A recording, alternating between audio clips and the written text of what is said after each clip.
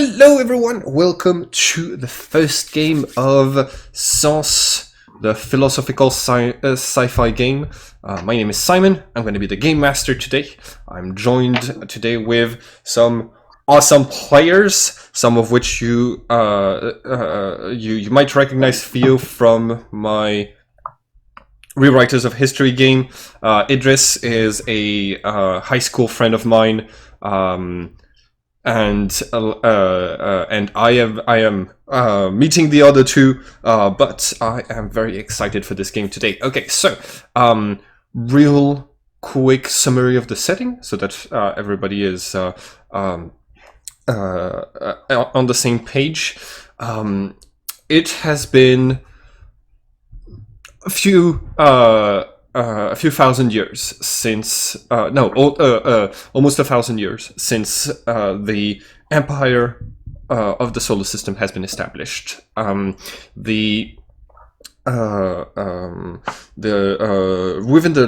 the last couple hundred years, the empire has found on Mars alien technology called that they dubbed the Runes of God, and that they started to experiment on, and found out that they could that if they build the proper machine, they would be able to observe the shadow world, a world that is exactly the same as our own, and where things are happening at exactly the same time as they are in our current universe. Essentially, that machine would be proving that the world is determined and deterministic, and that there isn't really any free will. Of course, there was some opposition to building those machines. The Earth, which had a lot of illegal activities that they didn't want to have observed, opposed the building of Cosmo and Rebirth, which led to some civil war. And the Civil War is still ongoing. Throughout the Civil War, strange beings have been interacting. There, on the side of the Resistance, there are two immortals. One called Soren Solipsis, which is she was one of the people who worked on Cosmo and on building the machines Cosmo and Rebirth, and was the first one to oppose it. And there was also a man known as Finland Finger, who was the general of the Resistance, who had his fingers elongated by torture from the Empire, and who managed, despite the omniscience of the Emperor, to keep the Resistance going for a while. Those two people are known to be immortals in the sense that they have been fighting the good fight for centuries, and the Emperor himself, Mythos Quadria, is also known to be an immortal. Now, very, very recently, 24 years ago, a series of children were born in New York with a very distinct ability. Their presence is not felt, and does not exist inside of the shadow world. Essentially, all of their actions, all of their the consequence of every single one of their actions is not taken into account in the shadow world, and this made them, for the Resistance, a boon and a great and gave the Resistance the ability to escape the omniscience of the Emperor. Those children were called glitches, and 3-4 years into their lives, the city of New York was attacked by alien creatures, alien humanoids who looked like who were made out of pure lightning, the Quadrillas, who essentially razed New York to the ground in an effort to try to find those children and kill them. It worked in the shadow, the resistance was completely defeated there. But thanks to the glitch's ability to have their actions not seen in the shadow, the resistance actually managed to escape. Thanks to the two immortals staying behind to cover your escape. You now all live inside of a base hidden in the North Pole, hidden beneath large caves of ice, and this cave does not even exist in the Shadow World because it was built by Soren Solipsis after she learned of the glitch's existence. You've been living there, training there, for the past 21 years, and now that all of your characters are 24, it seems the time is almost right to send you all on your first mission. This is the game that we're playing today.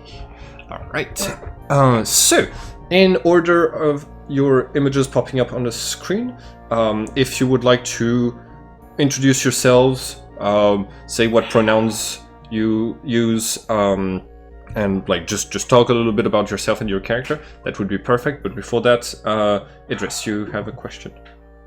No, sorry, it's just okay, cool. nothing. Sorry. All right, Boone, do you wanna introduce yourself and your character first? It's pronounced bone just for convenience. It's actually Dutch for bean. Okay. So technically you could just refer to me as Mr. Bean, it would be fine as well. But I am playing Alistair.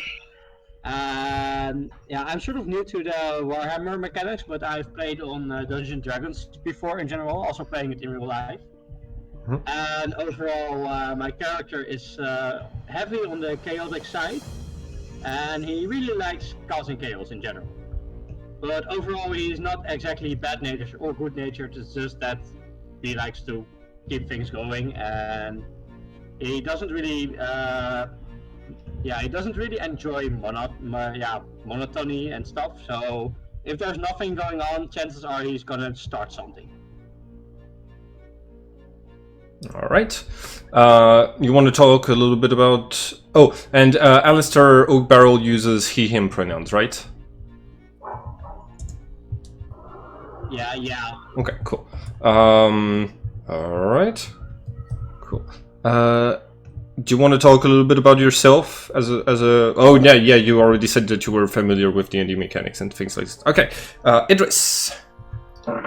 Hello. Well, I'm Idris. I'm French, and I play a lot of role-playing games since I was a kid, and I am a circus artist and theatre performer. That's actually my job, which is a bit of a weird thing, but there we go. And my character is called Mitya, and the first one who says a joke about "nice to meet you" is going to get punched. The idea is that he is a bit of a he's a bit of a loner that sort of feels a great deal of conflict into himself about being a resistance fighter and having to sort of bear the responsibility of being a glitch into his life. And he basically is a person who would rather be like into any other line of work, but he's kind of stuck there due to his position.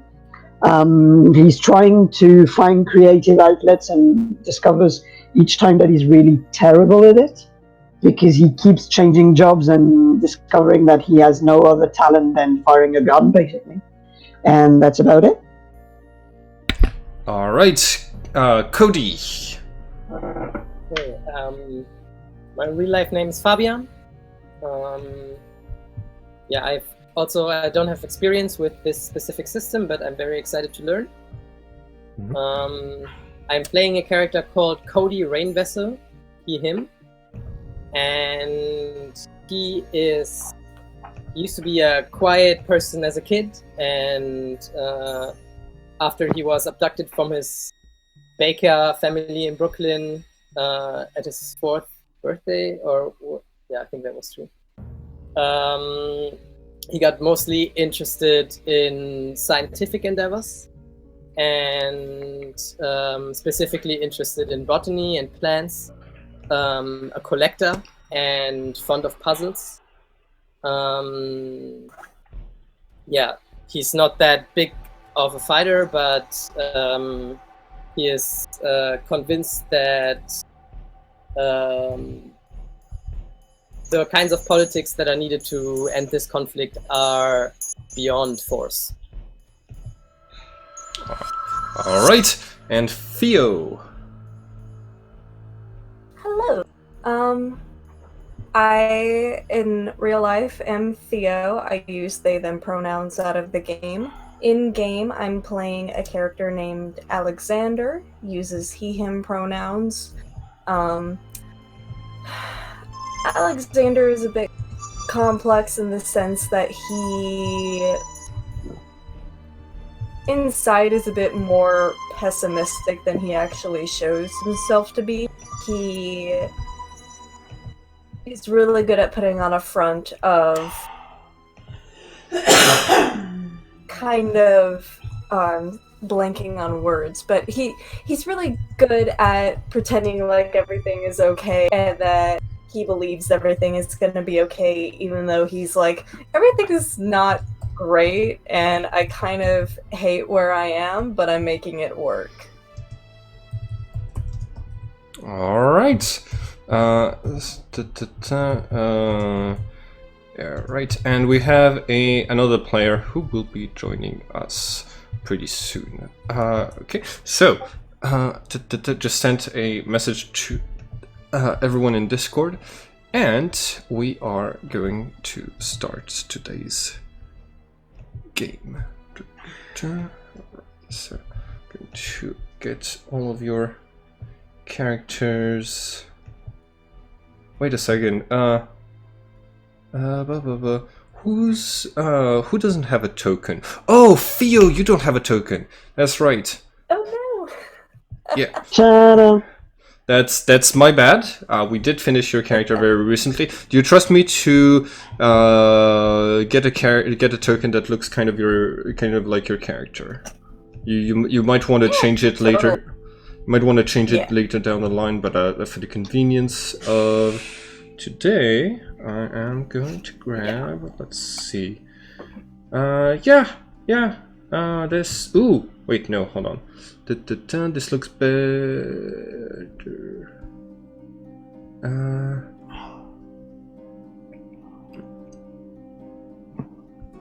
Yeah, I'm gonna go with this one. All right, here we go. All right. By the way, we are using a mixture of mechanics from the original game and mechanics from Deathwatch.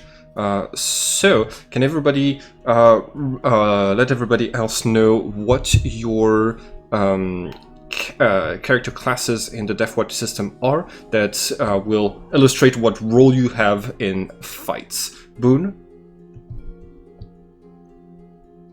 Bean? Okay, Idris? I'm playing an assault marine.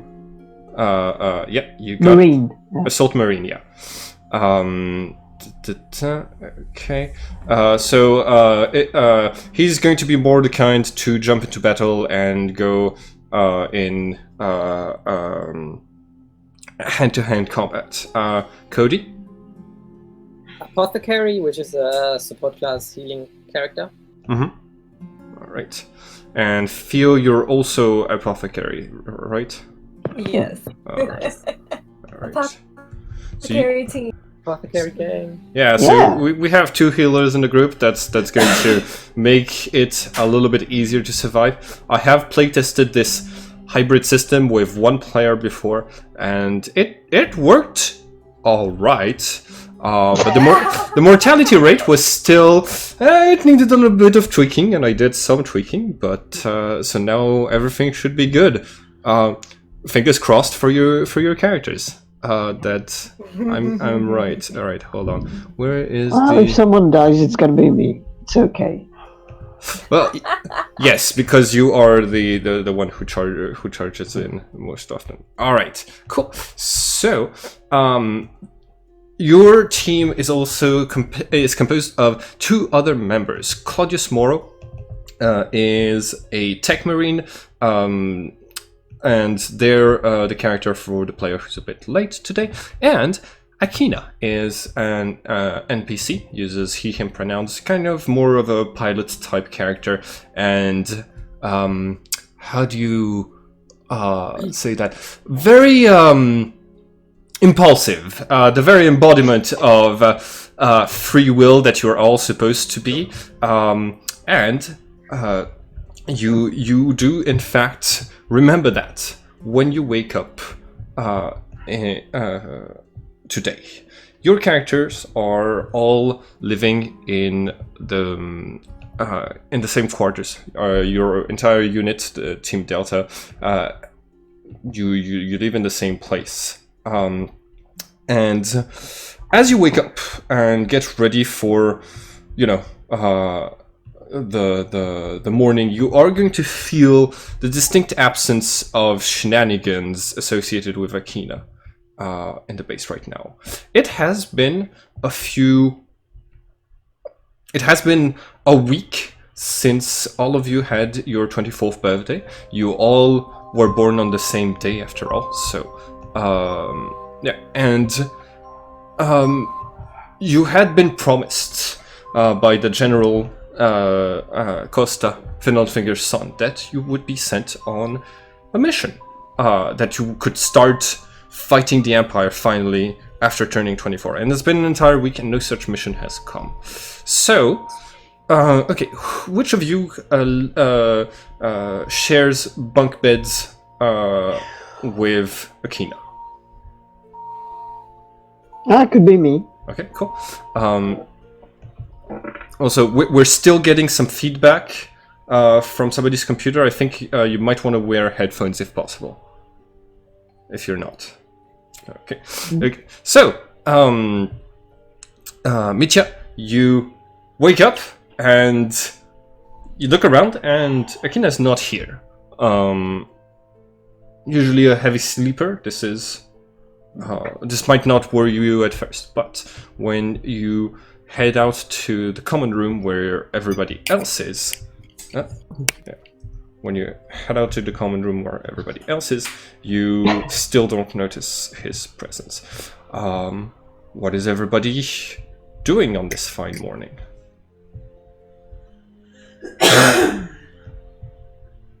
Probably getting a little bit of something to eat and finding a place to sit, pulling out a book, and just pouring into it.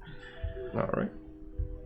I think my character probably does this thing in the morning where he goes into the common room and just lies down on the floor and does nothing for a while.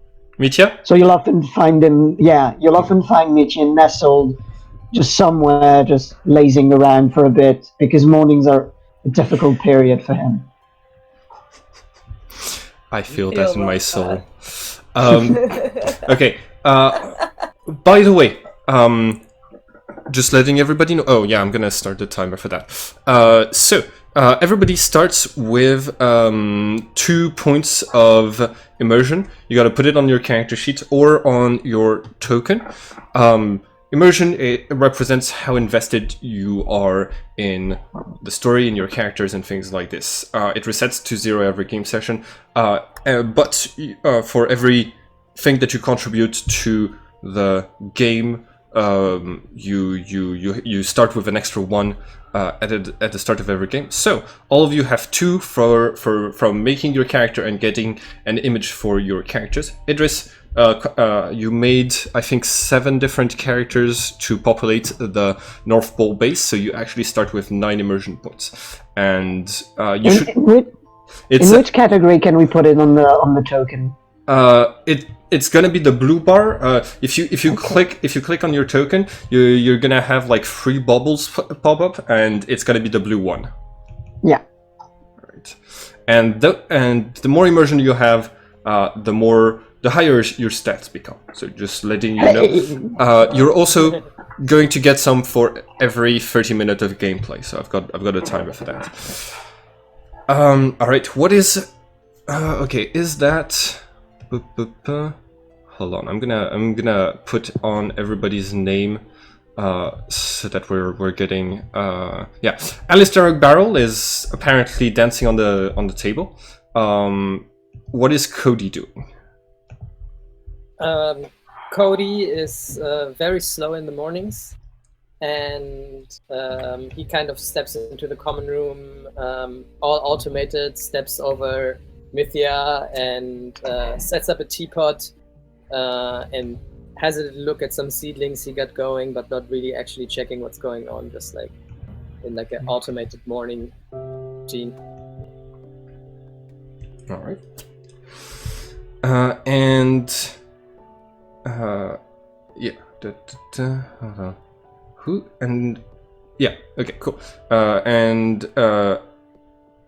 Alexander, you said slow during the mornings, but getting some food. Right. Cool. Claudius, the tech marine, is probably just going to be typing on the computer. We'll get Claudius is going to be busy with something else for this part of the adventure. So, what are your like? I'm just gonna let you do you right now. Do we know how long Akina's already gone? You don't. You did see him last night. But okay, yeah, that's what I meant. Like, is he gone for multiple days already, or just since yesterday? So I asked Mitya, wasn't Akina supposed to be coming home this night? Yeah, probably, but you know him, he just he gets into weird situations, right? He's probably just sleeping somewhere in the streets, something stupid, and he's going to come home with a stupid story. I don't want to think about it. Fair enough, living the Akina life. Yeah, pretty much. You know, he's basically like a stray cat. Living La Vida Akina. A stray cat, but with a jet plane. Yeah, that's why, you know, I trust him to just have done something really silly. Okay. Fair enough. Now, or maybe he's dead. Who knows? I'm gonna ask for the first roll of the game. Could everybody make a Cosmos roll to remember something important? Basically, just go to your character sheet, and next to Cosmos, there's gonna be the icon for a dice roll, and if you click it and you get a positive result, not like that, not what you just did, then you succeed in the action. Boone, you totally forgotten whatever, and so has Idris. Has Mitya. Okay. So close. Hold on. Does Cody have it? Giving my best here. I clicked it, but it didn't really do it. Oh. Window, maybe because that's because there's gonna be a window that's gonna pop up. You want to close your character sheet and enter that the modifier is 0 on your character on the window that popped up, because it's here you go. All right, Cody, you remember you have drill training this morning, guys. All of you. We all had drill training this morning. Ah, shit. Seriously? I don't know exactly what time, but I think we're roughly -1 hour till we have to be there. Oh no! We can't have drill for fuck's sake. I just go lazily into my room to pick up my things, just mumbling all the way. Right. Yeah. This is stupid. I'll make sandwiches for the way. Anybody want one? Yeah, keep me like a tuna sandwich, something like that. Tuna, alright. Cody hastily adds some more sandwiches to his breakfast. You're awesome. Right. So you start getting prepared. You get the military uniform, your training weapons and drills, and you don't have a very large blue aura visible to everyone activated. Wait, what? Oh, wait, no, it's only visible to me. Alistair, I can see the large blue aura coming from your character. Do you see a large blue aura coming? Okay, alright, never mind. That's good. Okay.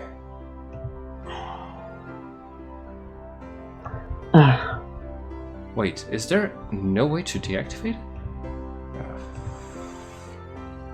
Well, I'll have to take care of that at another time. Here we go. Here we go. Alright, cool. So, you, all of you get your stuff. You start heading, like, yeah, you get everything from your rooms, and, Idris, you are going to notice that, hey, maybe Akina already left early, since when you look around, you can see that his usual gear for training is just not present in his room in the places where it usually is. Like it's like his locker is actually like slightly ajar and like completely emptied.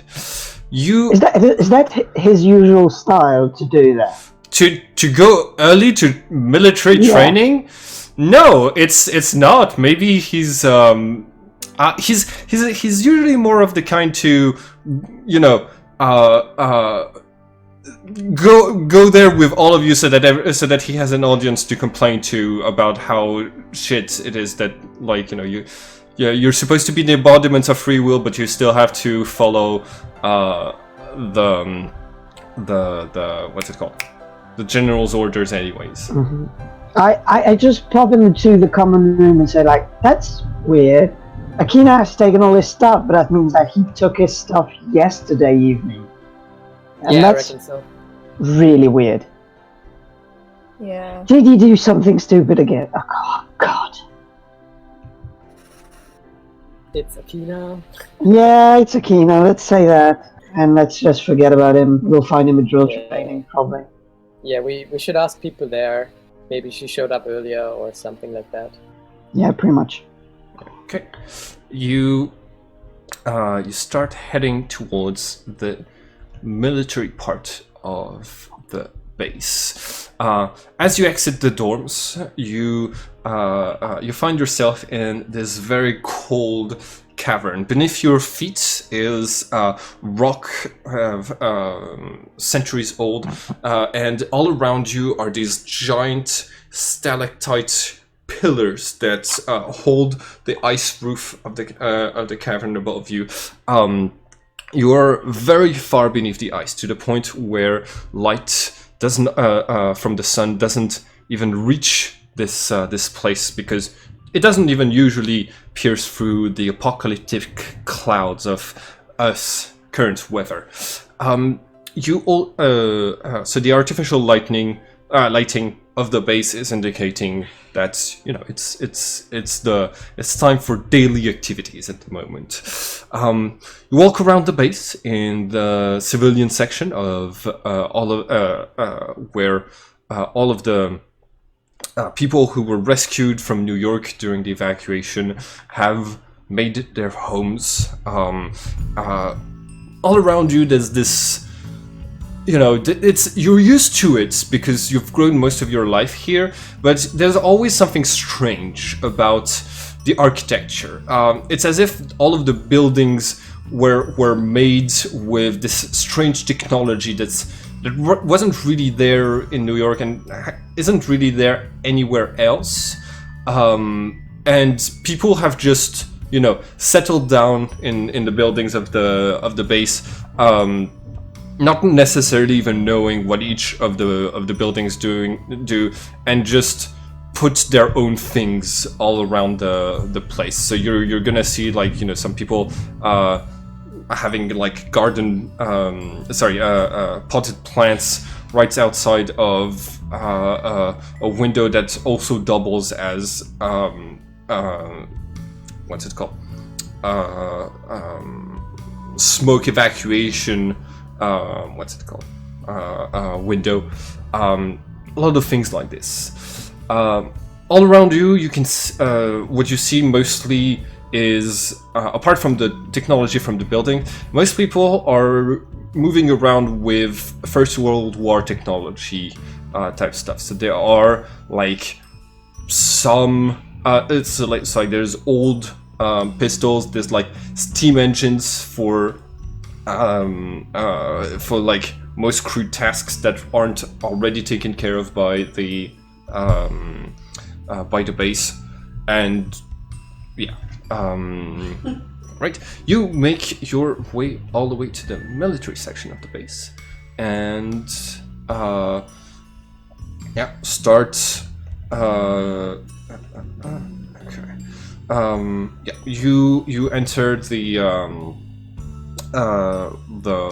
this very large hangar, which has a lot of like empty containers and tactical cover to practice drills. You're currently the what's it called? The usual instructor is in quarantine, sick leave. So you are all greeted by General. Hold on, give me 1 second. General Gladius Costa himself, the adopted son of Finland Finger. Right.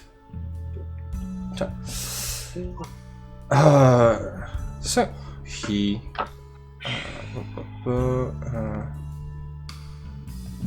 Sorry, it was glitching a little bit. Can you maybe repeat who we're meeting there? Oh. It was glitching out a little bit. Yeah. This is General Gladius Costa. Can you all hear me? Okay. Okay, I cool. can. All right, perfect. So this is the person in charge of what is left of the resistance. He give me 1 second. All right. Walks up to your characters. And is going to say, "All right, everyone, got a lot on my plate. So, let's see. Let's divide you into 2 teams of fruit. Where the fuck is Akina? We wanted to ask you that. Damn it. We assumed he was here. He took his gear when he left yesterday evening, and he's not been there since. We thought he slept somewhere and came here early, which is uncharacteristic, admittedly. Oh, come on. Sorry, sir. All right. Give me. Just divide in a team of 3 and a team of 2. The team of 2, you're in charge of defending those crates from being taken by the other enemy team. Only use paintball ammunition. I'm gonna go take care wonderful. of this. All right. You see him heading to a platform, like this platform right here, and he gets close to a monitor, starts typing a little bit, and then you're going to hear his voice resonate throughout the entire base.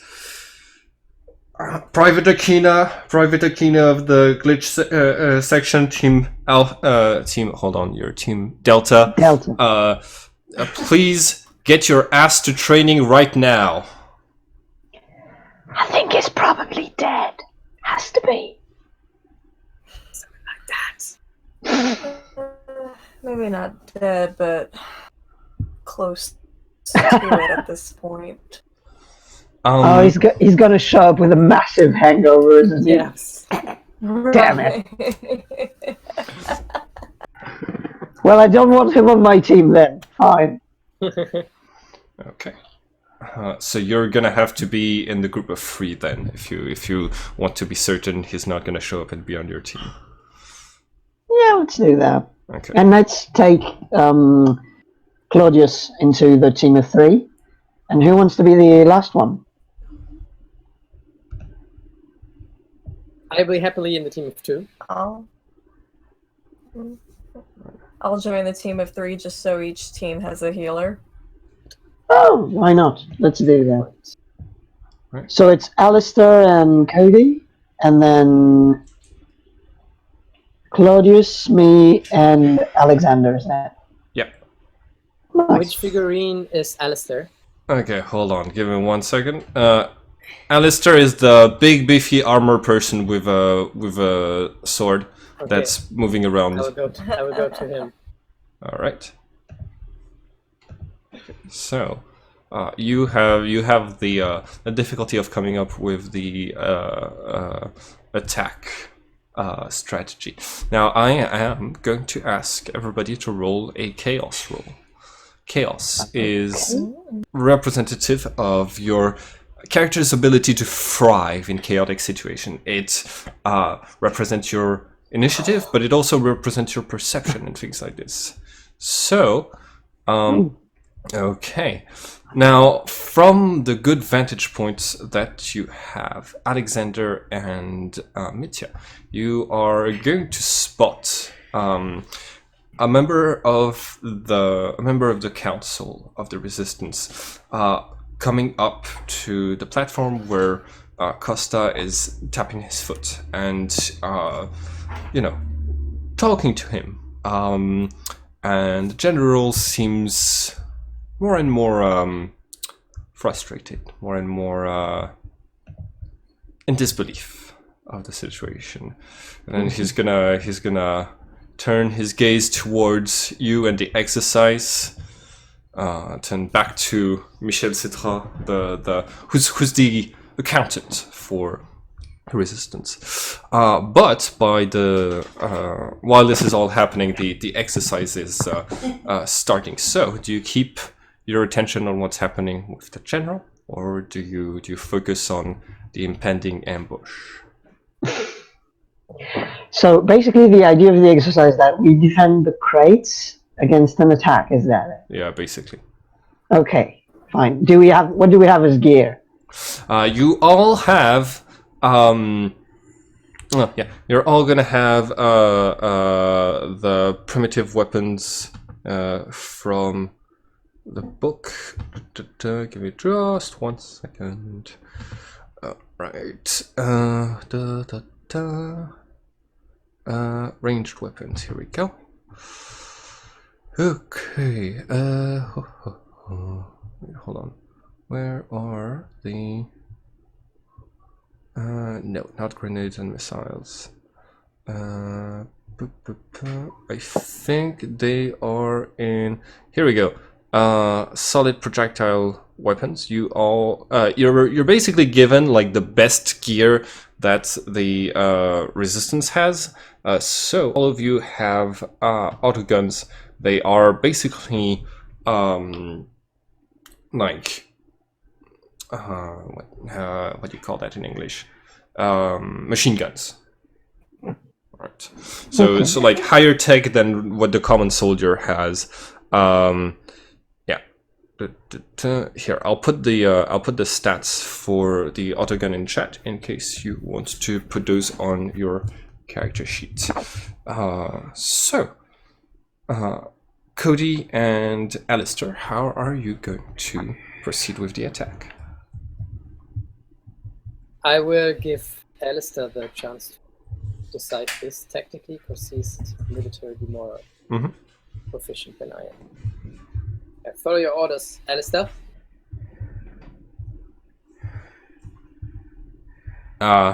Bean? I can see that you're talking on Discord, but your voice is not popping up. You might want to reconnect. Yeah.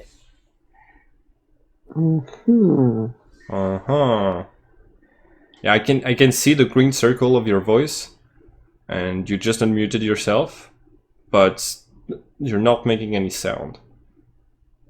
Did you like? Oh, right. Are you still using the audio program to avoid with the feedback? Because you might want to deactivate it.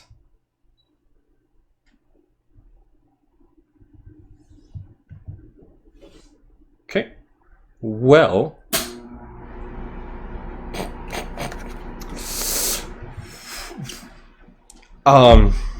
right, give me just, yeah.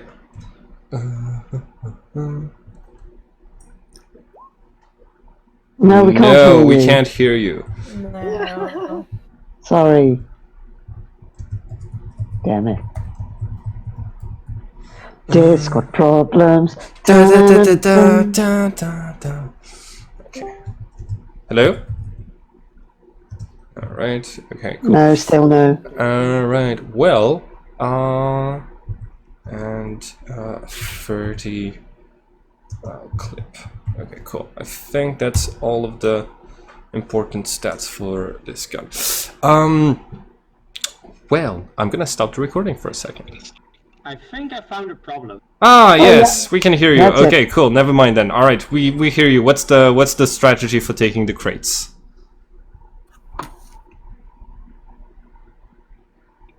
Grab it and run. Okay. Yes. Me? The great the you asked for the most chaotic character to come up with a plan. Now I have to point out. Going to Leroy Jenkins this. Yeah, making plans comes under the Cosmos rune, which is the opposite of the Chaos rune. So, Oh no. all right, everybody, you all have your initiative set up on your character sheet. Just click. Just click your character tokens first. That's an important part, and then roll the initiative button on your character sheet. You have to click your token so that it immediately puts it in the turn order thing. Yeah, like that. Good. And Initiative, that's it. all right, perfect. So Mitya, you are the first to act. Yay. And also, just Claudius is too busy observing what's happening with the general, so he's basically out of combat. All right, Mitya, do you want to take any particular actions? What? Guys, quickly in between, if you talk as your character, your title and name should also pop up under the actual character if you select it. I don't know if you can see it for mine, but it's working for me at least. It's showing my character name under the token. Yeah. Yeah, it's only for you though. It's the same for my character. Yeah, you can select in the chat to speak as your character. Oh, yeah. If you select your, I don't even know if you have to select your token, but if you speak as your character, it should also display your character name under the token that it is. So it's probably easy to keep track of who is who. Okay, like if you go to the bottom of the chat, right into the dice rolls, and you see as there's going to be your name, you can shift it to whatever character you control, and yeah. Anyways. Okay. You have to select your token first probably, and then just select whoever you're talking as. It should show the name under your character then. All right. Yeah, it's working for me at least. So Mitya, how are you? Do you? Well, basically, at the moment, we're standing near the crates, and because I'm the first to act, nothing's happened yet. Yes, that is correct. Okay, can I sort of hold my turn, You can. to speak in usual terms? Yeah, you absolutely can. The other aspects that you can do is there's an option for Overwatch, which basically puts you in a stance of you get ready to fire on anything that comes out. Let's do that. All right, cool. Practice in this this hallway basically. Then Yeah, I'm assuming it's in this location. The what we. yeah. Oh, I have a question regarding this mission. Like, are we supposed to protect the crates or the contents of the crates? The crates are empty for the purposes of training, so you're protecting the crates from being stolen. Then I'll find a place. No, I'll put myself on the crates. Okay. You know, like just behind. All right. Are you on the team that's protecting the crates or stealing them? You're stealing them. We are the stealing crates. That my plan is totally correct. So I stand by on Overwatch, and I take cover behind the crate, basically. Cool. Let's do that. So you're declaring a kill zone, a general area such as a corridor or a tree line that is within a 45 degree arc in the direction that you're facing, and you then specify if you're full auto, semi-auto, or suppressing fire. And at any time the specified condition is met of somebody walking through, before the start of your next turn, you can perform that attack. Which means this allows you to do multiple attacks. If the attack occurs at the same time as another character's action, the character with the higher chaos bonus acts first. Okay. Cool. You are in Overwatch, probably over the area that you saw them like get behind. Yeah. Okay, let's cool. say that. All right, Alistair. Oh yeah. By the way, are you in full auto burst, semi-auto burst, or suppressing fire? What's suppressing fire? Suppressing fire is it allows you to basically put to pin down enemies. Let's do that then. Okay. Okay, cool. Is there a way to use like camouflage or stealth? Yes, there is. That is going to be under the Void rune.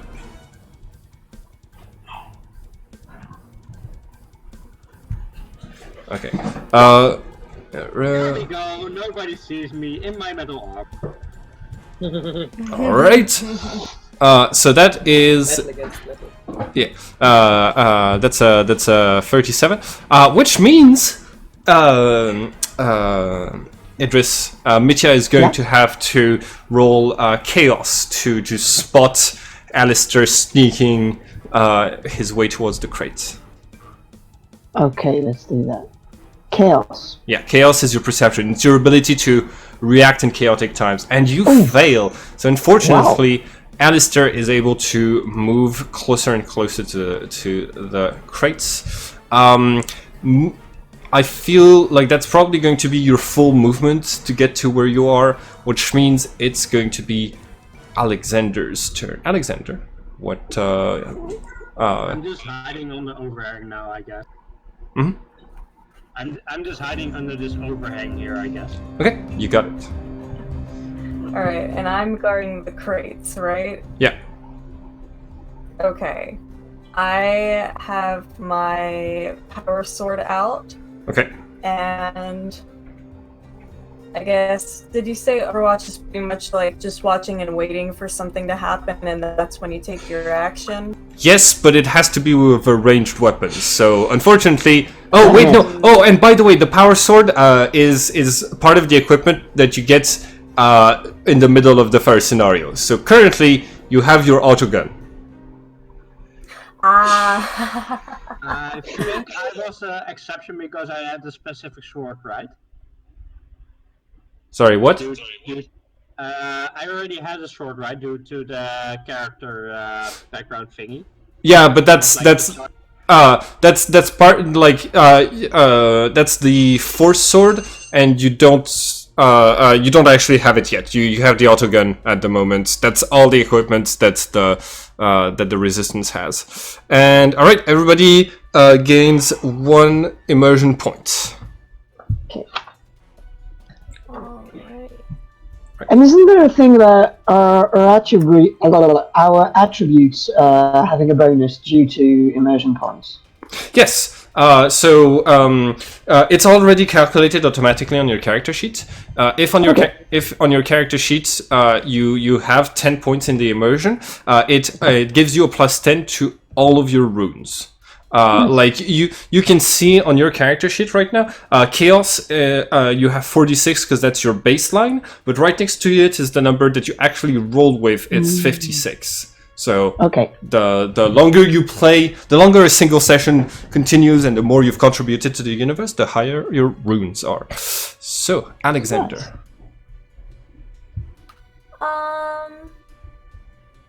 Okay, so we got one person hiding, Yeah. and the other person has the other person on the team done anything yet? I'm still figuring out names and who's on No. which team. So yeah, Cody is still hidden in the place where they were preparing the ambush. And if you want, you can go ahead and roll chaos to see if you've spotted Alistair getting closer. Perfect.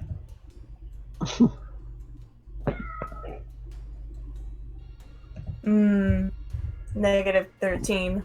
All right. Dang. So yeah, no, you also have not spotted him.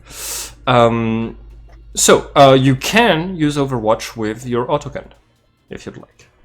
Okay, I'll do that. I'll Alright. just keep an eye for the first person that pops up that appears to be a danger. All right, Cody, it's your turn. You're still you're hidden exactly in the Overwatch space of two people. So what are you gonna do? So, can I lean against the back wall of this door somewhere Yeah. and try to like shoot around the corner, just do suppressing fire and try to engage the others so that Absolutely. All right. I So, can get So, you're behind cover for everything except your arm, which means you're considered to be armored for everything except your arm if your arm is hit. So everybody else has a higher initiative than you, which means they're gonna start to shoot you as your arm pops up before you shoot them. Okay. Mitya, go ahead and make a death roll. That's the rune aimed to shoot, main, hurt. That's me. All right. So you're doing suppress. Nice. Okay, you're doing suppressive fire. So that just used like 10 of your ammunitions because you're in full auto, and the stats for the autogun is 10. Ammunition is spent every time that you're in full auto. Right. We're in teams, right? Like, who is actually on my team? I am assuming the guy that was next to me upstairs, but is there anyone else That's on my me. No, we're just us two. Okay, so all the four are fair game, right? I think currently it's only Mitch- these two. Yeah. Yeah, they're going to look for the general though. Like it's these two, and then it's you two trying to get the crates. All right. Just us four. So, all targets inside of the kill zone must make a test to avoid becoming pinned. So, it's going to be, Cody, it's going to be a death test for you to avoid getting pinned. It's at -20 because it's your ability to like not be to embrace the concept of death in battle and to come out of cover when you're being pinned by suppressing fire. So please make a death test, and the modifier is going to be -20. Should I put that into this input value difficulty thing? This -20 in there? Yes. Well, like when you click and the window pops up, yeah, you put -30 there, yeah. -30 or -20? -20. Okay.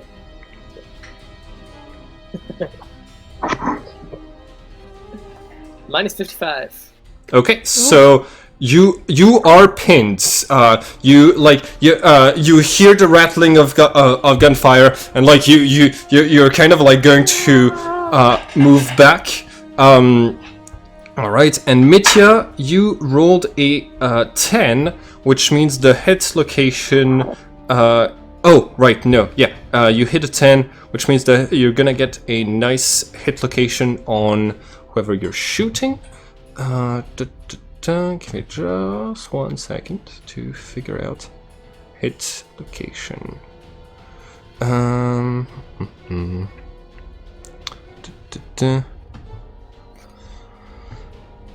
Okay. Where the hell is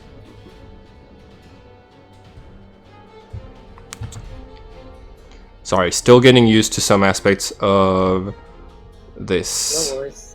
game. Alright. Combat actions, the attack. Here we go, hit locations.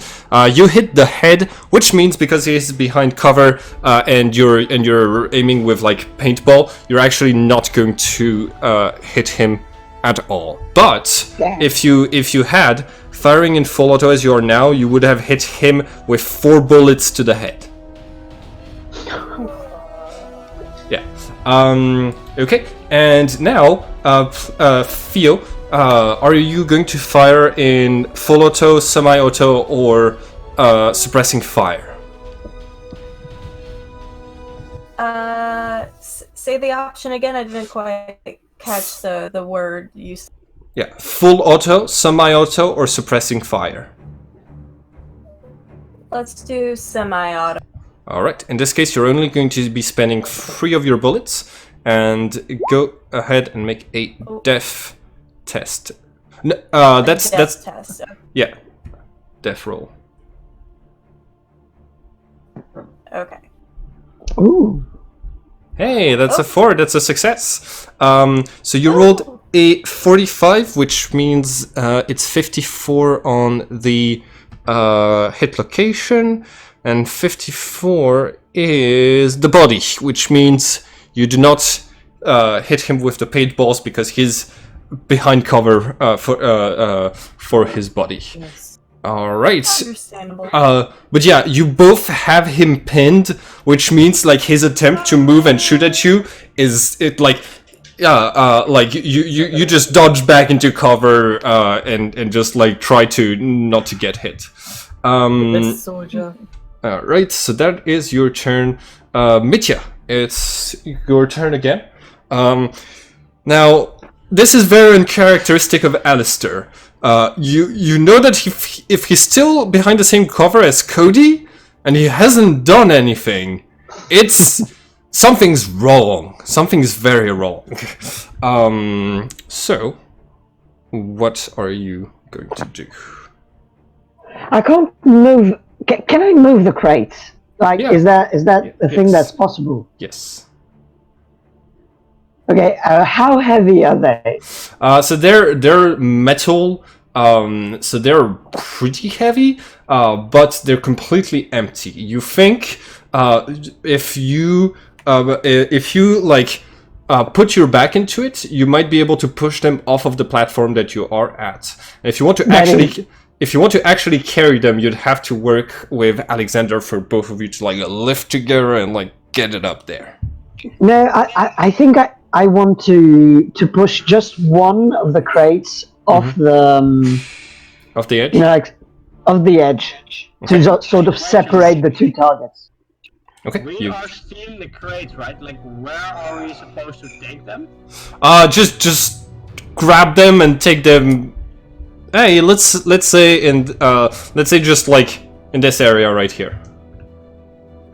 Okay, hold on. Where? What area?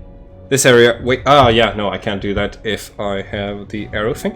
Right here. Oh yeah, I see the arrow now. Okay. Okay. So that is considered a success for us. Yeah. Okay. So Mitya, what would be the roll to move a large crate? I'm gonna say.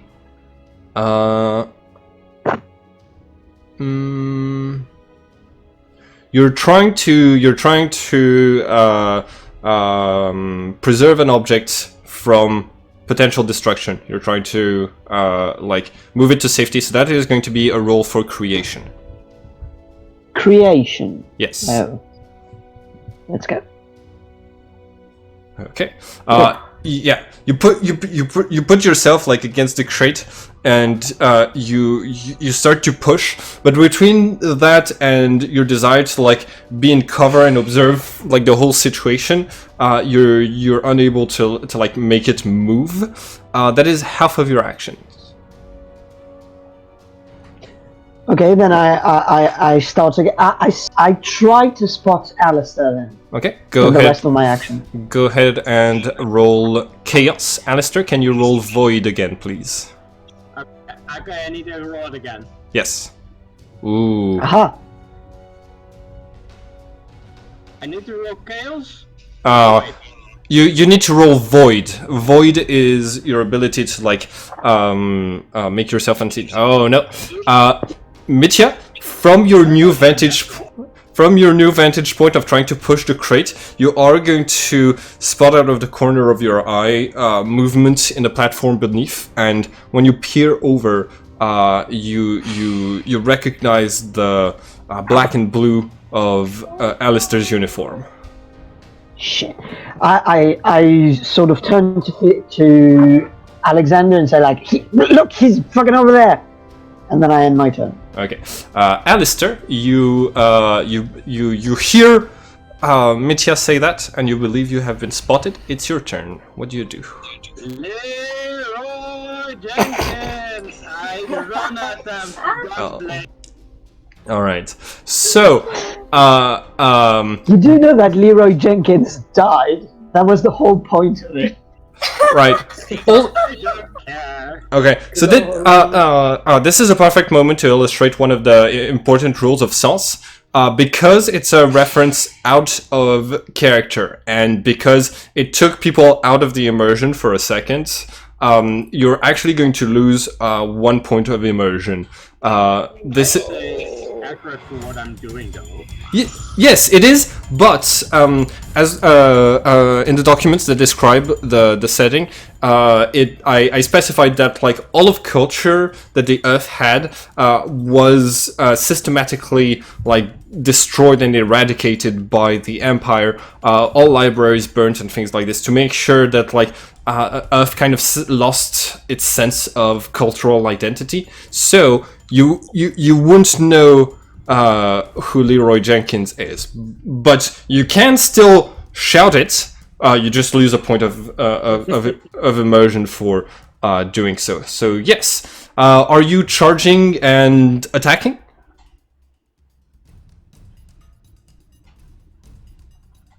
Bean? Bean? Hello? Hello? Damn it. Okay. Well, did he? No, he's still connected. We can't hear you. Your mic might have dropped again.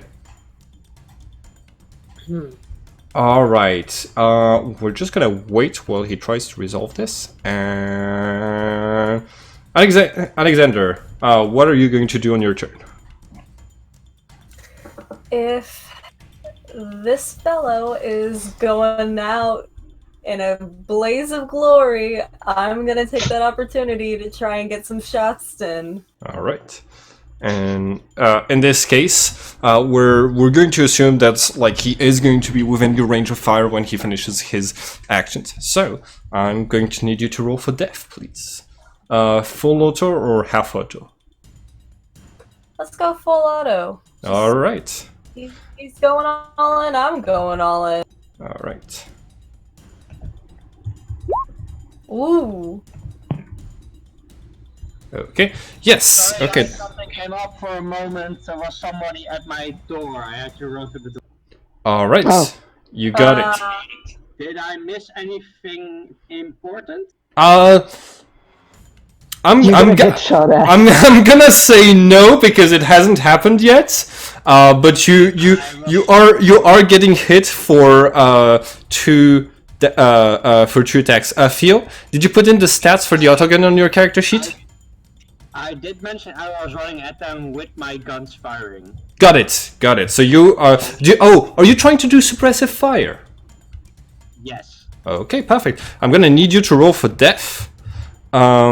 And Theo, I'll if you have the if you could put in the damage for the okay, cool. So Alistair, Question: why is it always negative?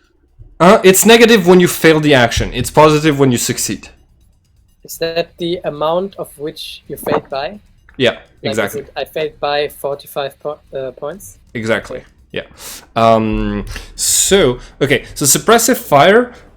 Your role is not to see whether you do pin your enemies. It's to see whether you do hit anybody who's within the area. So you do not hit anybody, but they are still going to have to avoid getting pinned. So I'm gonna need both Alexander and Mitya to roll death, basically. Your willingness to forego life to defend those crits under suppressive fire.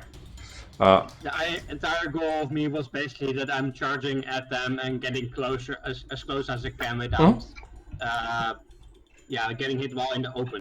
You got it. So you actively are successful in pushing Mitya. Like Mitya is getting pinned by your very brash volley of paintball, but Alexander is not. So you actually reach the crates just in time for Alexander to hit you. So that is 2 degrees of success, which means you would normally roll your damage twice since you're in full auto.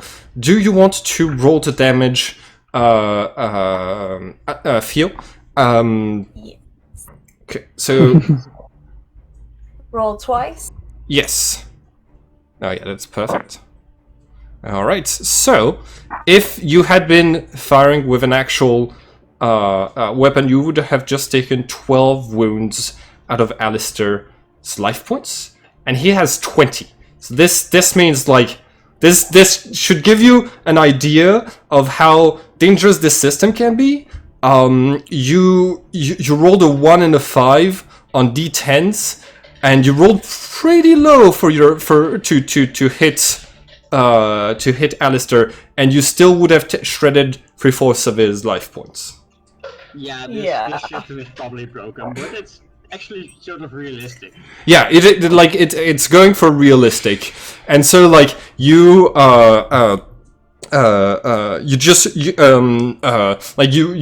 run in, and just as you're about to like catch the first crate, like you get shot multiple times by like those balls of color that just like spread throughout your uniform, and you've been hit. You're down.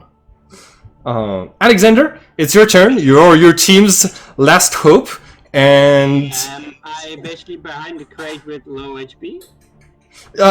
You didn't actually take HP damage, but because you got hit, you're out of the exercise. Oh, I only need to get hit, not get it down completely. Well, like there isn't actually any damage being dealt by the paintballs. I was just making Theo roll the damage for an example of what the damage would be like in a real fight.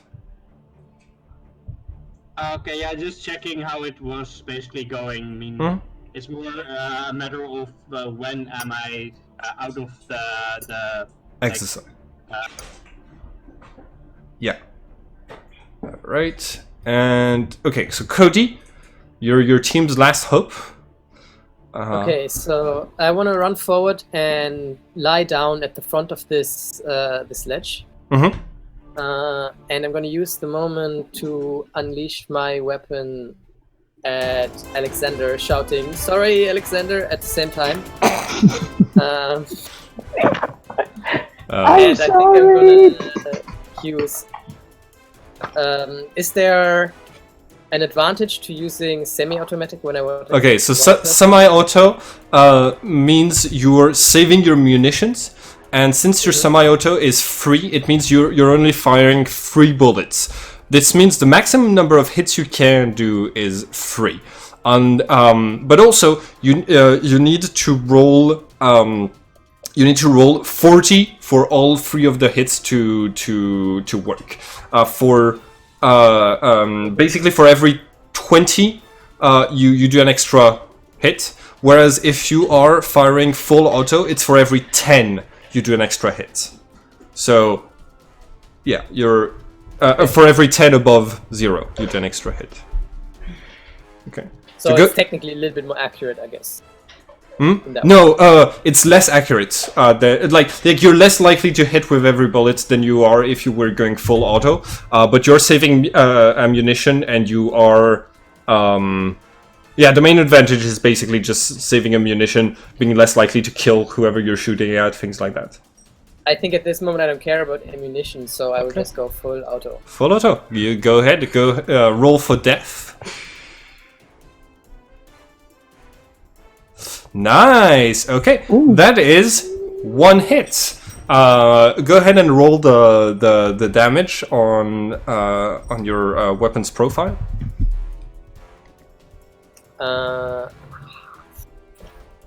That's the autogun. Yes. It's 1d10 plus 3. Yes, exactly. All right. So yeah, you would have I done. get a 3. Well, yeah. So you would have done 3 points of damage out of Theo's 22 wounds. Yeah. You basically like hit Alexander in the shoulder, downing him for the exercise. This means, Mitya, you are the last hope of your team, because Claudius is busy not taking part in the exercise. How is can I see him? Is he in cover? No, he is not. He is not in cover. He has, in fact, he is prone, which means you get. It's more difficult to hit him. I think it's a -20. I am checking right now, but he is within your sights. Okay, so what I'm gonna do is I'm gonna take cover behind a crate for, in relative to the direction he is in, and I'm gonna fire while being in cover Okay. at him. All right, you got it. Now, hold on. Oh, damn! I forgot about dodging because we were doing mostly suppressive fire. You are technically allowed to do 1 dodge or parry per turn. So, which means Theo, you might have been able to do that to save your life. Bean, you might have been able to do that to save your life. We're gonna start applying it now that I remember my own rule set. So Mitya, go ahead and roll death. You are at -10 because you're trying to hit somebody from a distance. Okay, so I put in -10 Yeah. in the bar. Yeah. And that's still a hit. Are you going full auto? Yeah. Okay, so this is 5 hits. Now, I'm gonna need Cody you to roll for life real quick to see if you are able to dodge those attacks. And I'll be right back.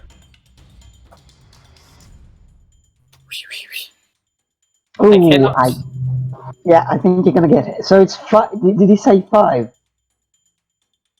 About the hits.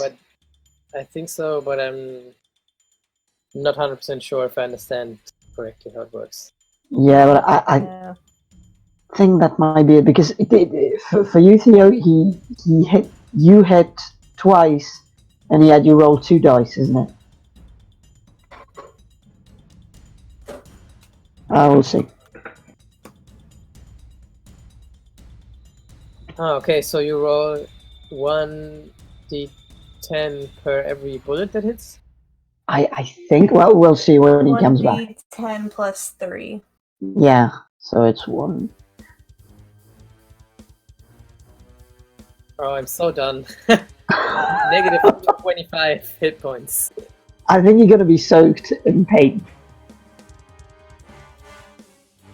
Everyone, I left for half a minute, and the dog has moved in onto the chair. All right, Reptar. Oh, All right. Say hello to the internet, Reptar. Mwah. Baby! Huh? Careful, his collar has her phone Quality. Oh yeah, don't worry. The camera isn't like the camera isn't good enough for the phone number to be visible. All right, cool. Yes. So you've rolled the damage. So is that it? If it's 5 hits, I roll 5 times the damage. yeah, you rolled the damage 5 times. Yes. So you would have done basically 11, 17, 20. 28 in all. 28. Yeah, Yes. That's enough. Cody, you have 23 life points, which means you would be 5 points into critical on one of your locations. It's not deadly, but you would be starting to take like long-term wounds and long-term penalties from getting hit like this. Basically, you're prone. You're prone right now. So after unleashing a hail of fire on Alexander, Mitya moves from around the corner, shoots at you, and while yelling, and you basically get hit on the head multiple times. You get a little bit of paint in your mouth, and Not bleeding. No, it's fine. okay, yeah, and you are also down, Mitya. You have the exercise is over. As you've successfully defended the crates. There's a moment of pause before you hear the general's voice saying, "Hey, good work, everyone. Nice defense strategy. Alistair, I know you love being the target during target practice. You need to think of a strategy before you run in. Cody, when you're with Alistair, think of a strategy for him, please. I have some bad news, everyone. One of our underwater vehicles has gone missing. It's one of the fast and small ones. So what you're telling us is that Akina has started the war against the Empire alone. Did he? I think that's what he did. I'm gonna need all of you to come up to this platform because what I'm about to tell you is confidential information. Shit sticks. All right. Yeah. So Follow him. you head up to the platform, and the general greets you there, looking pissed. Is there anybody else listening in on this conversation? Michel Citra, the basically like the financial, like he's the accountant of the resistance. He's gonna be here for a few seconds, and then he's just gonna like excuse himself. General Costa looks at all of you and says, "All right, you might have noticed Akina started acting weird after his birthday, after all of your birthdays. He was on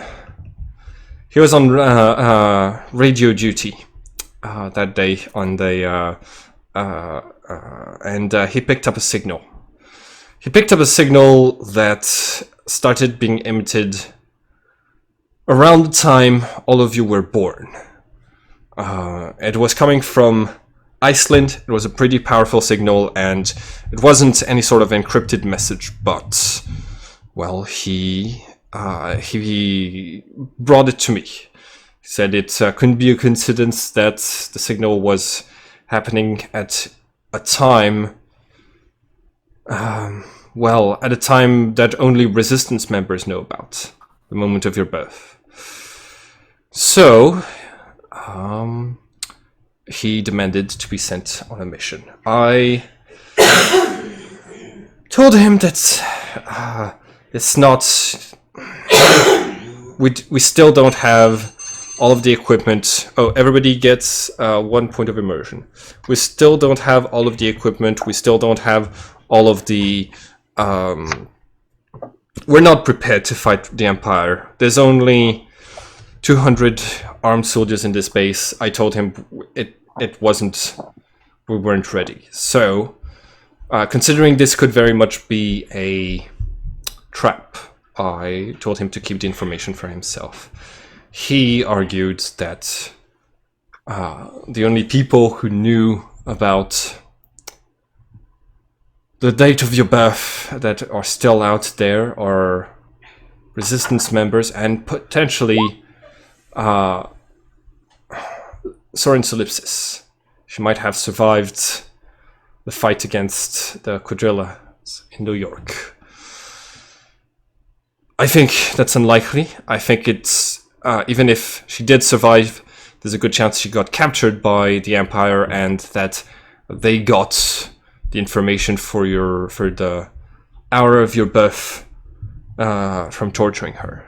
So I let things be as they are, but we've activated the tracker on the Sub-Zeros that was stolen, and you see him like typing on the computer, and it's this sort of like old vintage green screen with the green lines, and you can see basically like the position of the base, the position of Iceland, and there's a small dot heading making its way from one point to the other.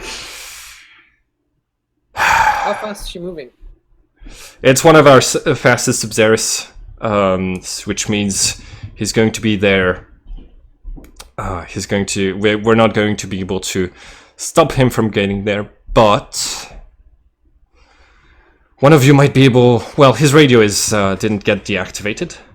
I know he doesn't respond well to authorities, so I'm not going to be the one to shout at him to get back. I would like one of you to volunteer to talk to this fool before he gets himself and the lot of us killed.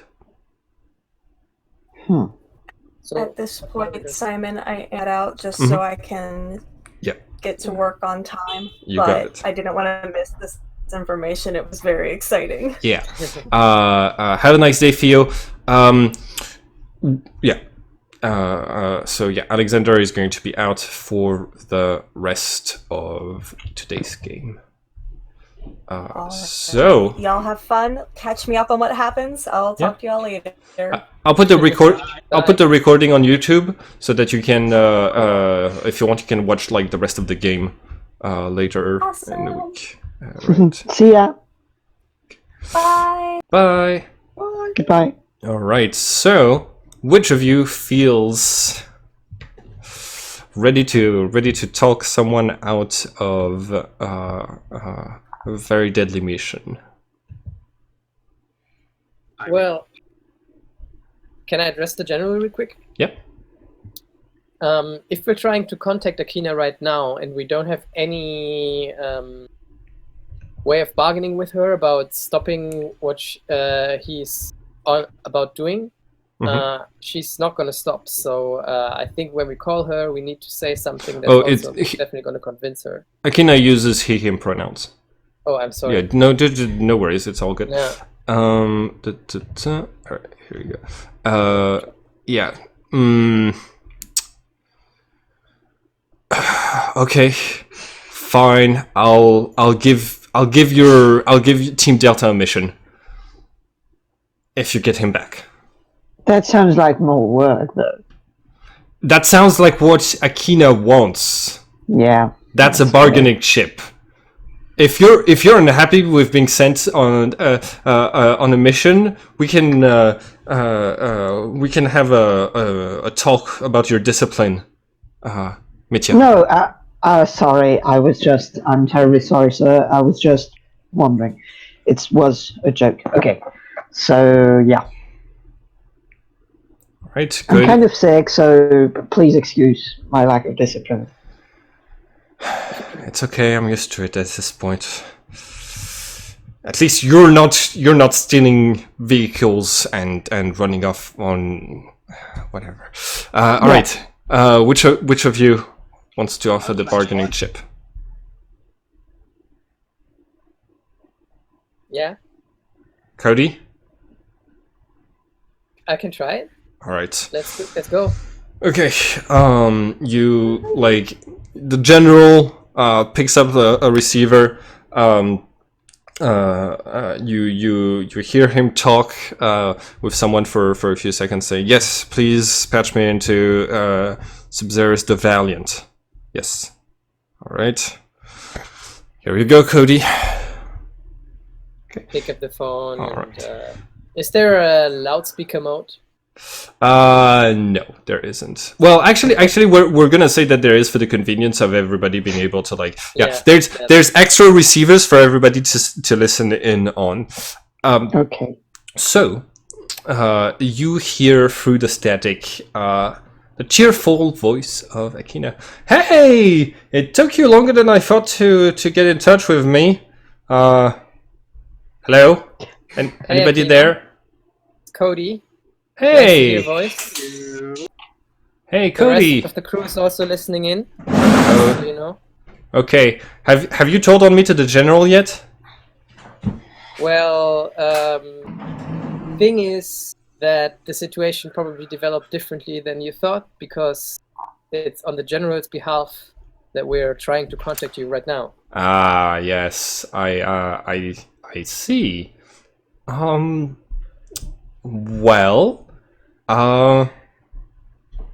tell the general that he's welcome for me doing his job of continuing the work of his dad.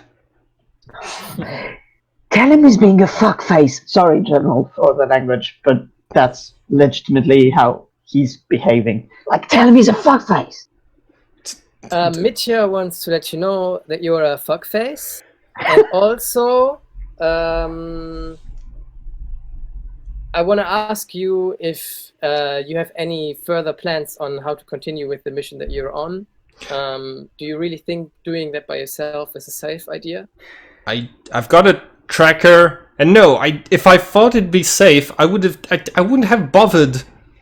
Listen, we're supposed to be out there already. We're supposed to be fighting the Empire, tearing down the tyrant, killing the soldiers of evil or whatever. We've trained for danger. This is. Come on, you guys. But the situation that we're in is a terribly well-calibrated machine, and no, it's not. The general doesn't know what he's doing. Here, patch me to. I agree. Nobody knows what they're doing. Patch me to Alistair. Patch me to Alistair, please. I will do that. All right. Hey, Alistair. What's up? Okay.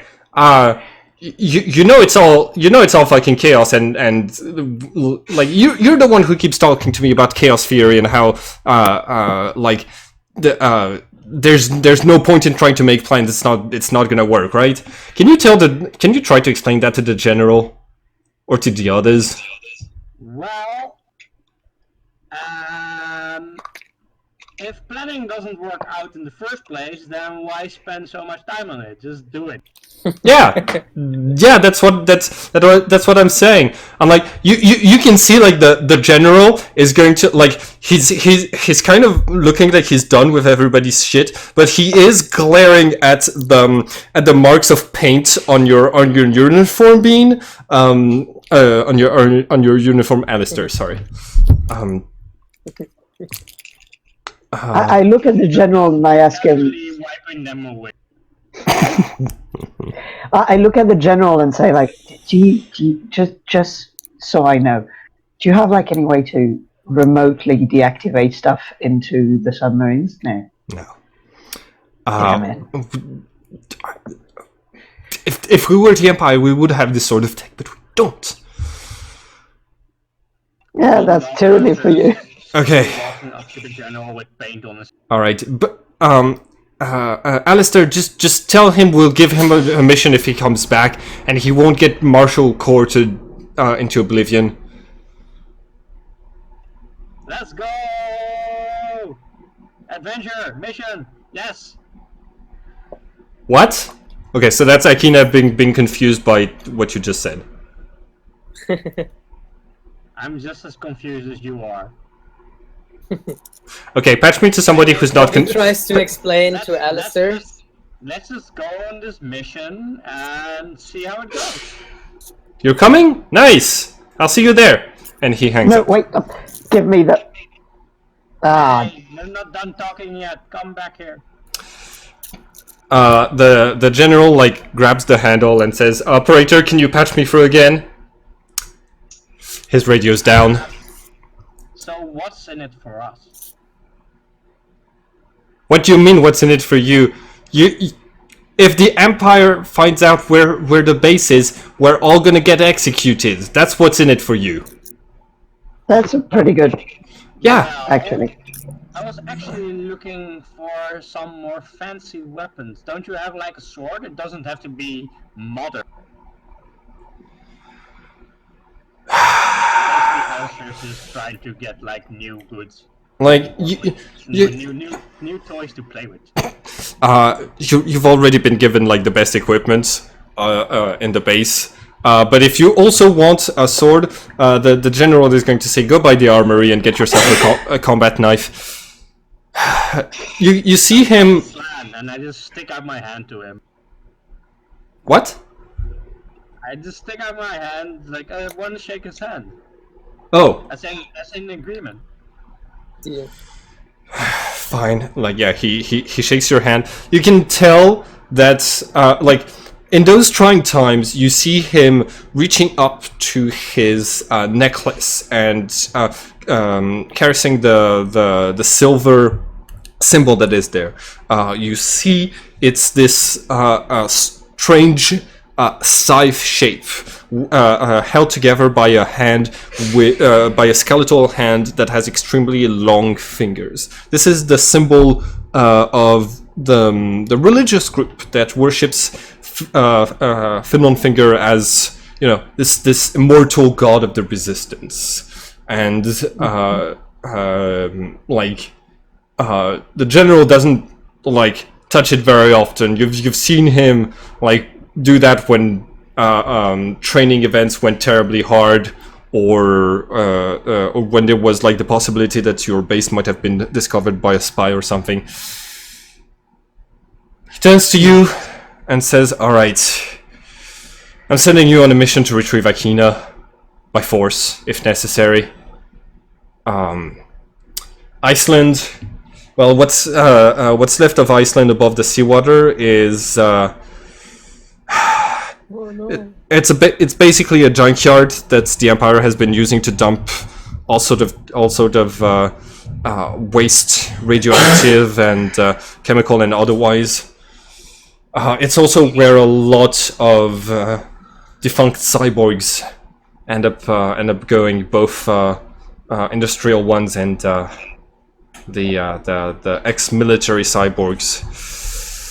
So, needless to say, with a population of underdogs, it's not the safest place to be. But none of the people there are very well. None of the cyborgs, at least, are very happy with the Empire. So, it's probably possible for you to make your way there without attracting too much attention, as long as Alistair doesn't charge in. Well, you know that's gonna happen, right? Yeah. While he's Switch. just talking there, Alistair is just grinning at him because he's had this hand full of paint from his armor that he's just shook. Alright. Alistair, Mitya and Cody, I'm sending the three of you. I don't. Alexander and Claudius are going to be your. Claudius is going to be your driver. Alexander is going to stay in the Subzeris to provide an evacuation plan in case you get into trouble. Switch to live ammunition. Get all of the gear that you need and get started. I'm gonna contact the operator to get the Subzeris prepared for the five of you. So we need to swing by the armory there. Yeah. Okay, fine. Alright. Okay. Let's do that. How much time do we have until we leave with the submarine? And how long is the ride to Iceland? It should be ready in half an hour. Try to hurry. Every second counts to catch up to Akina. Let's do this.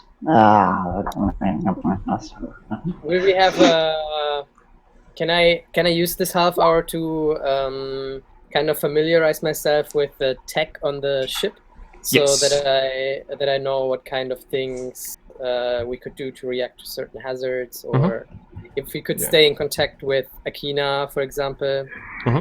So so you are heading to the ship.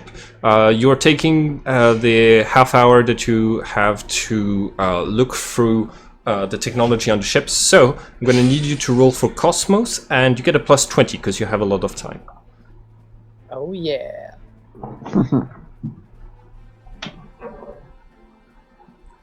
Alistair, I'm going to need you to roll Void to do what you were trying to do and to... Okay.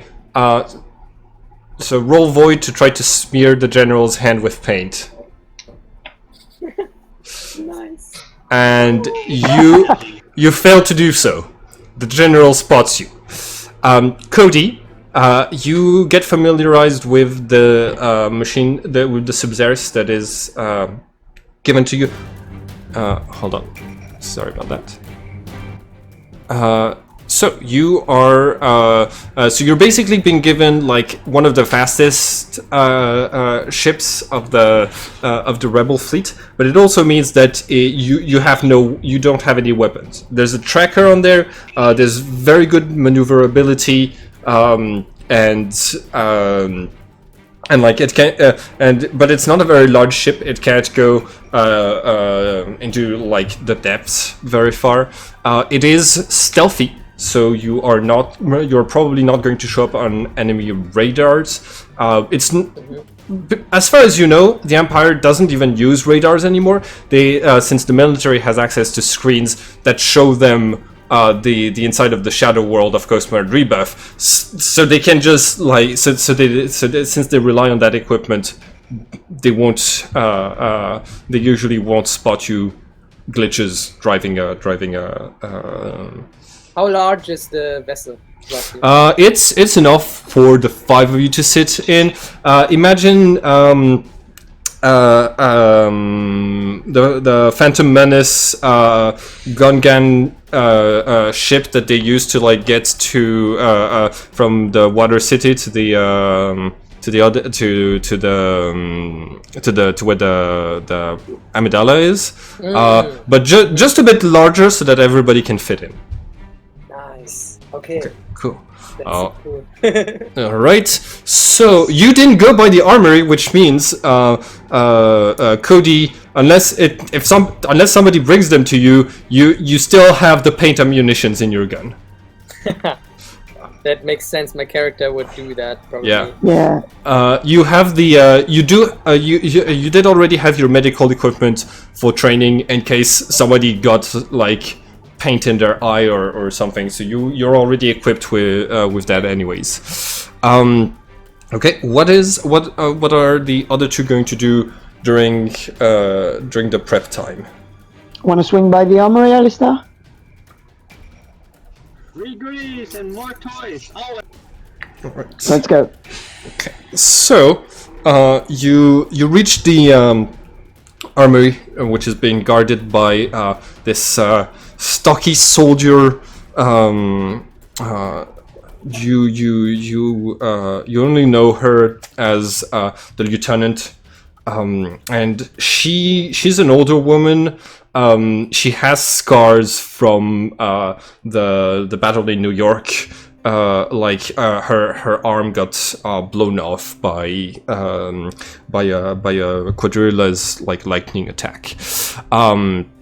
You get to the lieutenant.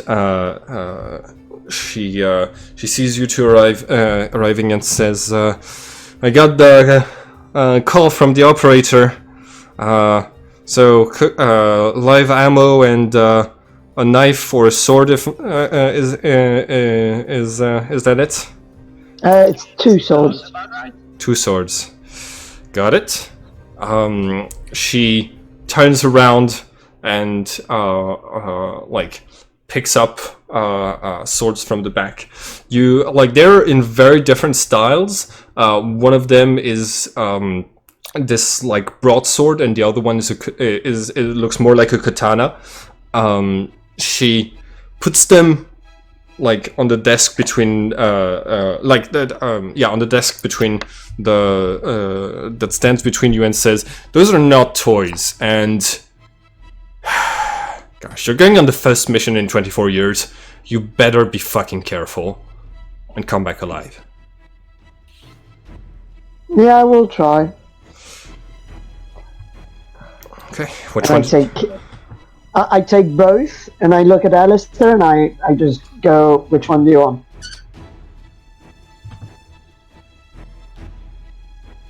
Alistair? Yeah?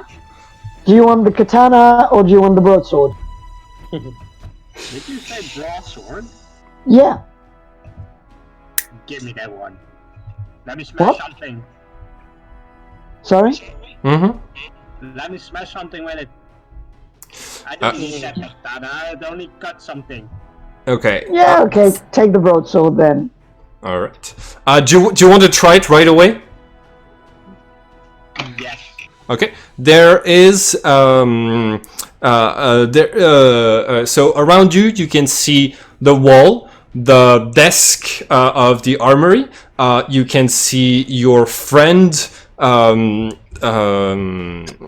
Mitya, and there's also like a crate to the side that's used for transportation for to bring rice into the base from the places where the resistance has like black market operations. So, what are you going to attack? Can you repeat it for 1 second? Okay, there's a crate that has markings on it indicating it's used to transport rice to the base. There's walls around you. There's the desk of the armory. There's your friend Mitya. And yeah, that's about it for the things you could attack within range right now. I'm just staring at Mitya for a moment, and then I eventually swing my sword at the wall, just to see if it can... The box? Okay, cool. Roll for Void. You are destroying an object, so it's not a usual attack roll. It's a roll with Void. And you slice it in two, smashing bits of wood kind of everywhere. It was empty enough that only a little bit of the rice pours out. But yeah, you are doing some pretty destructive. That was some pretty destructive attack. So the damage is going to be 1d. Hold on, I'll just write it down for you all. 1d10 plus 3 rending damage. And penetration of 2, and with melee weapons you actually add your death bonus to the damage, which means if your death is 50, you add plus 5 to the damage of melee weapons. That's only on melee weapons. Okay. I have that the trait, right, for like the melee weapons. I have that bonus trait thing for melee weapons, right? The future or trait or something for my character. Wait. Which can you read that from your character sheets? Let me check for a moment. I thought I had something for the melee. Oh, I'm zooming in. So you have the bolter mastery to use bolt weapons, and Just that one. yeah. Oh. I do have a sword. I don't think I have the specialty. It's only for the bolter weapons. Then. Yes, but the sword that you do have is exactly the stats for the sword that you have in your hands, so that's good. I am going to modify the damage to represent that you have to represent your death modifier being counted in there. So you do 1d10 plus 6. I think the only reason I picked the sword instead of the knife thing in the first place was because it was silent or something. Silent, yeah. And it said like a small difference in damage output, I think, but that was about it. So it's pretty much the same, but that's the one I get later, right? Yeah, basically like it's gonna be the same that you would get later down in today's scenario. Okay, you also get live ammunition for your entire squad, which means you're each going to you're gonna have a total of 10 ammo packs for like your team, because you've got 5 people, but since only 3 of you are going in the field, you're actually going to get a few more. So I'm gonna let you redistribute them when you meet up with Cody. And you still have a little bit of time if you run to the base to do a little bit more before the Sub-Zerus is ready and completely fueled up. So, are you going to do anything other than that prep? Is there a way to like raise your stats in something for like skill or something? So I just noticed. you can I just noticed some of my stats seem a little bit lower than normal, but I think you adjusted those. Yeah, I adjusted all of the stats. Your stats are like they look normal to me. The more immersion you get, the more bonuses you get in all of your stats, and after every mission, you're gonna be able to get 5 more points to distribute in your runes. So. Okay, yeah, I was just looking at them. I was just staring, like, which is it like points going down from like maximum or something? But that's the bonus being ethical to them. Mm-hmm. Yeah. All right. So you reach the Sub-Zerus.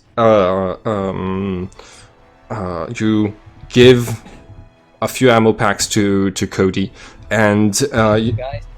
Hmm? What Hey. took you so long? Well, yeah, there was this whole thing with the sword. Don't ask. Fair enough. Yeah. You're also all given the best armor that the resistance has to provide, which means you can all write that you have 4 points of armor on your character sheet. It's in the armor AP section. And the last thing is you find the council member Michel Citra there, like near the Sub-Zerus, basically just like looking through like pages from different folders, putting something together real quick, and just like here, he's about to hand it to Alistair, and then he corrects himself and he hands it to Cody. This is all the info we have. This is all of the info that we have on Iceland. If you want to read up on it. That's very interesting. Thank you very much. Mm-hmm. All right. I'm speaking over the shoulder, trying to. Hmm. I'm speaking over the shoulder, trying to read along with it. Okay. All right. So you can start to skim through the file. Claudius gets behind the wheel, and you all embark on the mission. You plunge into the depths, the icy depths near the South Pole, and you start heading. Sorry, North Pole, and you start heading south towards Iceland. Claudius, don't touch any buttons. Alistair. What's this button? Yeah, I'm driving. Of course, I need to touch some buttons. Okay, sorry. Okay. Does this thing have a radio? Yes. Yes. And I'm just gonna be singing along with the radio, I guess. I'm messing with the. Not that kind of radio. I'm just gonna be messing with the channel without singing along. Okay. You can, in fact, tap into some of the Imperial radio, and you. Yeah, pretty much doing that. Okay, cool. You are going to get music coming all the way from Luna. Reaches the depths of your Sub-Zerus, and yeah, it's we can say that it's the music that's playing right now. Yeah, it's kind of soothing. Okay, Yeah, I can hear the music. Music from the moon, guys. it's music that's in Roll20. If you can't hear it, there might be a problem with your connection. I can hear it, so Okay. it's just really soft, so you need to pay attention to it. Yeah, you can change the level of the master volume for your by going in the settings if you want to hear the music better. Everybody gets 1 point of immersion, and you make your way towards Iceland. Anybody? Okay, yeah. What are you going to do during the 4 hours of the trip there? I would like to go through the stack of informations about Iceland and relate Yeah, the me most too. important. Okay. That's okay. You can also I'm share. just gonna sharpen the sword. All right. So both of you can roll. Both of you can roll Cosmo with a +10, thanks to the. Okay. Cool. So yeah, there's a lot of information, and a lot of it is like not that useful. So you don't actually get to. I get the +10 on this as well, right? Still. But you're sharpening your sword. You're not looking at the file, so you don't roll Cosmos. Oh. Yeah. Okay. But yeah, you go through all of the details. It's like there's a lot of like details on the wildlife that's supposed to still be there, the different shipments that got dumped there by the Empire, things like this.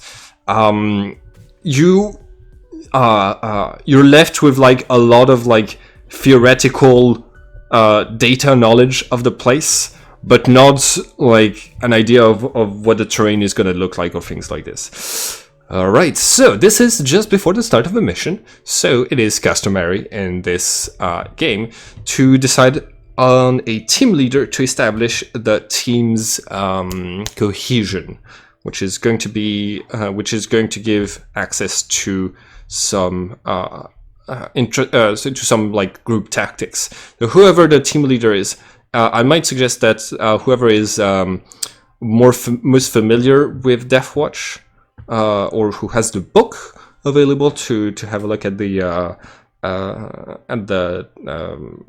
tactics, go as team leader. But yeah, is there anybody who'd like to take on that role for today? I've actually never played Deathwatch or anything, so. Okay. But I only saw the videos about the game. I don't actually know the game, so it's pretty much. All right. No worries. Yeah. Anybody? Same for me. Which one of you would make most sense to take on the leading role for this mission? I suggest it's Mitya. Okay. Because he's a little bit smarter than Alistair, but he also knows more about like combat situations and things like this. I could do it, yeah. I think I can find the book too. Okay. As a note of character thing. Yeah. You got it. All right. Your rank is 1, so you don't get cohesion bonus. So your total cohesion is going to be your current Cosmo modifier. Mitya, what's your Cosmo modifier at the moment? A bonus, Cosmo bonus. So the 10s. my Cosmo, including Yes. the immersion points, is 37. Yeah. So you have 3 points of cohesion that you can spend.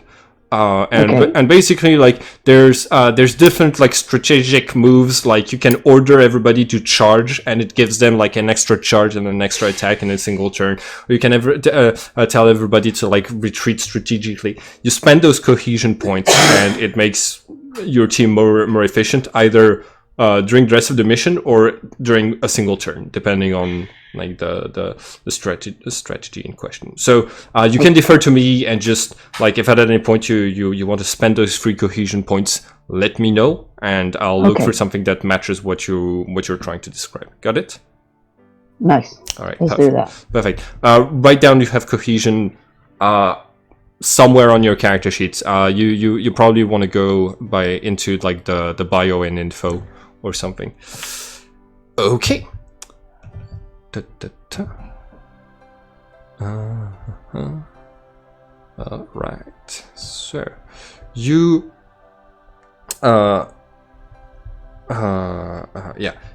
you drive for a few hours. At some point you have to stop the Sub-Zeris and emerge to the surface in order to replenish the oxygen by opening the hatch. And you are able to get your first sighting of the sky outside that you have seen in a very long time. Looking around, you can see there's the perpetual cover of dark clouds that has been enveloping Earth for the duration of the War of the Immortals. You know that like the Emperor did something to the atmosphere. You don't know all of the details, but the light of the sun is only visible in some rare places like Sydney. Above you, you can see the firestorms, as they are known, just like coursing through the clouds. They're basically sort of lightning bolts that leave behind trails of fire for a few minutes before being fully extinguished. And in the distance, you can see this gigantic pile of containers and rubble. That is the tip of land left above the surface of Iceland. Wow. Just dead. Okay, so you are going to park the Subzeris. Okay, so I'm gonna have Claudius park the Subzeris in a spot that's kind of well hidden, where he can stay hidden, and I'm gonna put on a little bit more stressful music. All right, here we go. Can we maybe call Akina before we leave the ship? His radio is inside of his own Subzeris, and you're actually able to track it and find it abandoned to the side of where you're parking, hidden like basically like inside of a half submerged red cargo container. Damn Just it. for reference, how large are we scaled on this map? Oh, sorry. Usually you can use the railing for places to see like how large you're supposed to be. So yeah, it's gonna be this large. And he's not around.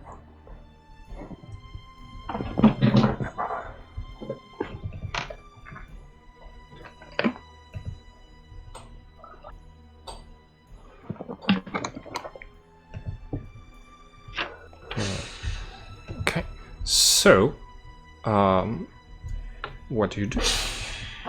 So basically, we had a tracker on the Subzeris, so Yes. we have no information on where it is right now. That is somewhat correct. You are equipped though with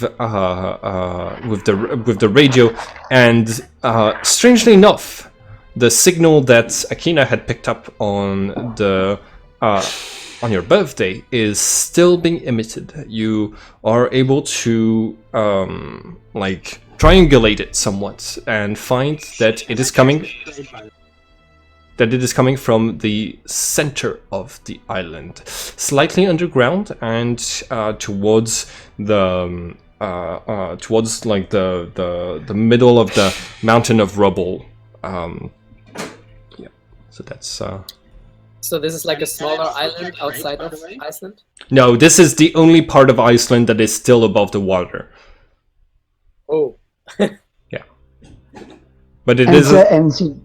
it's a big pile of rubble. Yeah, Basically. basically. Okay. I'm just gonna keep a lookout while we're travel for anything that might be interesting or.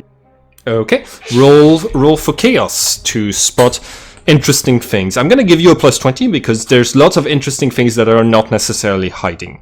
All right, So 24. Yeah, you look around the platform where you've landed, and you can see there's a few things. There's a few humanoids that have mechanical body parts scuttling around the place. Some of them seem to have notice the arrival of newcomers. Some are just going about their daily business of scavenging through the rubble, trying to find food or batteries to sustain themselves. In the distance, you see an Imperial ship dumping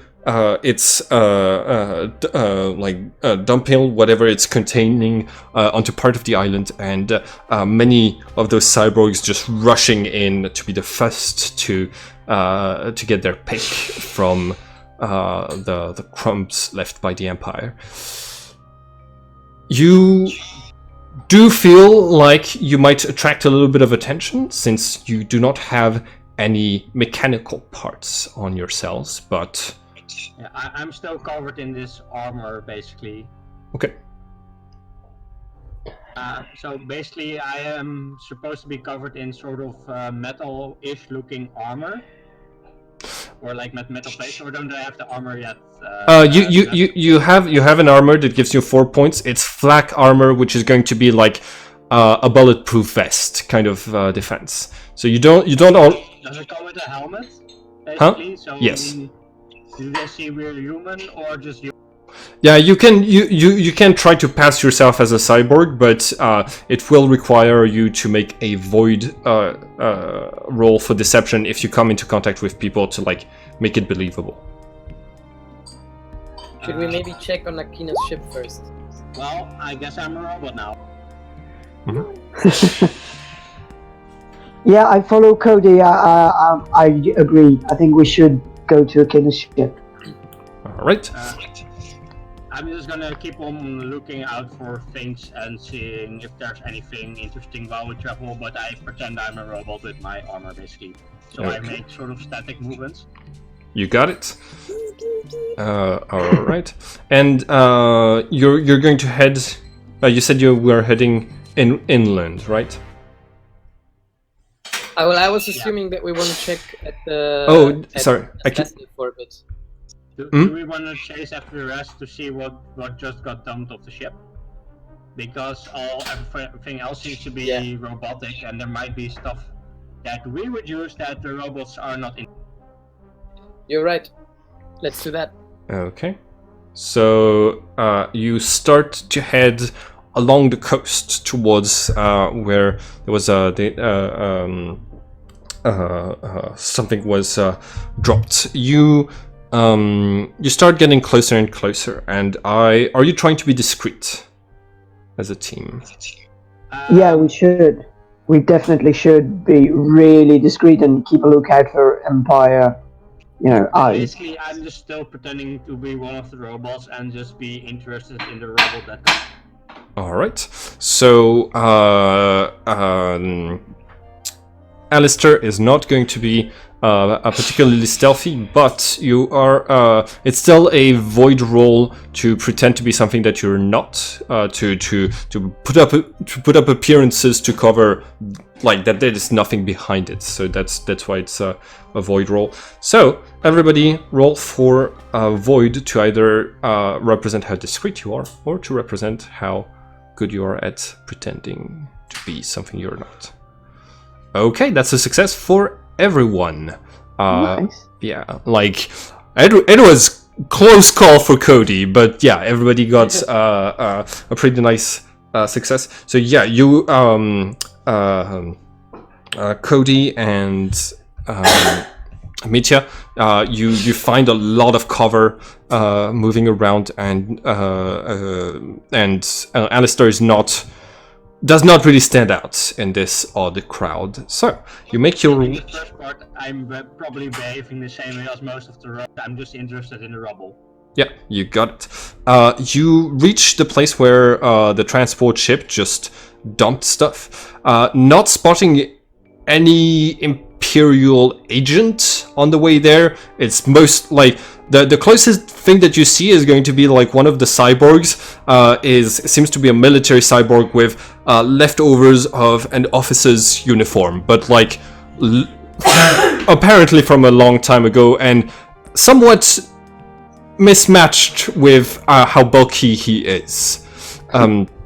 So you reach the the place of the drop, and you find that the cyborgs are already tearing through crates and containers that have inside of them pill bottles. It seems that a stock of medicine just got dumped on this place.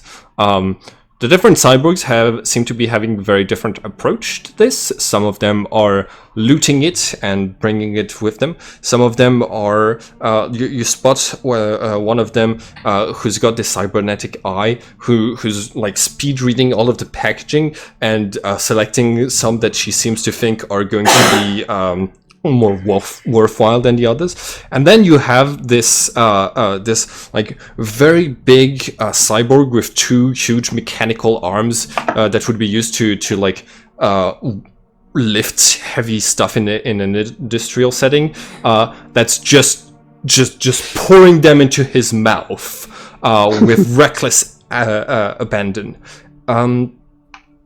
Yeah. Can I just grab a bottle or two and just look at them after? Yeah. Perhaps just judging the reactions of everybody else and see if there's something somebody else seems interested in, just grab it and see if they want to trade something as well, or just like get on their good side. There's like the ship basically just like flew over this part of the island and dropped like multiple crates that are spread out enough that you can easily find one that hasn't been claimed by anyone just yet. Yeah. Then perhaps we should just, as a group, rush there and just break it open. Just sort of surround it and pay attention to everything else first. Yeah, why not? Let's do that. I'm still going for like one or two of the pill bottles just in case something else seems interested, and see if I can keep them as a bargain chip if in case. All right, everybody. Does the cyborg, Sorry. Does the cyborg scavenging look coordinated, or are they all just like? Okay, so there's a group of them that seems organized. All of them carrying weapons, making their way from one crate to the other, and as soon as they get close to one of the crates, all of the other cyborgs just split. But they're still quite some ways away from where you are. Okay. Yeah. Yeah, go ahead. No, go ahead. I'm gonna need whoever is looking for pills in the box to make a Cosmos check to find something worthwhile. I'm just gonna grab some and not care what. Okay, I'm gonna, in this case, I'm gonna need you to roll. Yeah, no, you don't. You get a lot of placebo pills. Okay, Cody, you're the medical officer. Do you want to also have a look? Yes, unfortunately, I rolled a -3. Oh right, that was your roll. Okay, sorry. I would have made you roll life instead because you're yeah. Is your life score higher than your Cosmos? No, my Cosmos score is higher. Oh, okay. In this case, yeah, you find placebo pills. Alistair, do you want to roll? Do you want to roll life or Cosmos to find some important medication? Like, I know you're just grabbing stuff. Bottles that seem sort of smaller than the rest, not bulk, but like just something smaller. You Do I need to roll Cosmos and life, or one of them? Just one of them, whichever you prefer. Alright, 28. You're going to find 2 doses of pain suppressants. I mean, I was just going for the smaller bottles that seemed important without actually looking at what was in them. And I'm guessing some of the things that you pick up are 2 doses of pain suppressants. You can write. You can write them down in your character sheet. Yeah. Can I just sort of saunter over to the next cyborg, like while they're Mm-hmm. going through the crate, to someone that's looting another crate, Yeah. and just address them, like approach and say, "Hey, hello." So you see, like, what you at first believe to be a helmet turns around in your direction, and you come face to face with. Give me 1 second. This creature. It is in fact not a helmet, but rather a TV for a face, adorning this bright, goofy smile. The mechanical voice comes from the inside of the apparatus and says, "Hey, what do you want?" Hey, I'm looking for someone. Can you help me? Yes, What is he looking for a price. What's the price? What do you have? That's a nice weapon you've got there. Looking for what? Do you have ammo for it? I don't have ammo, but I've got a katana. Do you want a katana? If you find the person I'm looking for, I give you. Who is bargaining with who? Sure. Right now? Yes, sounds good. Katana. I'm bargaining with one of the cyborgs. Okay, look. I'll give you this if you can actually help me find him. If you can't help me find him, Hey, I've got a group. I've got some buddies. We're good at finding things. That's those all there you- is to do here. are those your group? I show him, like, I point at him and the armed guys. Oh no, those are the wreckers. I'm part of the full deck group. The full deck. Yes, Deck. deck. Yeah. Okay. That's funny, but it's silly. I'm sorry. So the full deck. Okay, so you've got gangs or something like that. Is that it? Basically, you've got groups amongst you? Listen, you can call it gangs, you can call it groups, you can. I prefer the term neighborhood watch. Neighborhood watch. Okay, I see. Yes, it's much more civilized. By the way, like, he completely dropped the mechanical voice after talking to you for like 2 seconds. Really?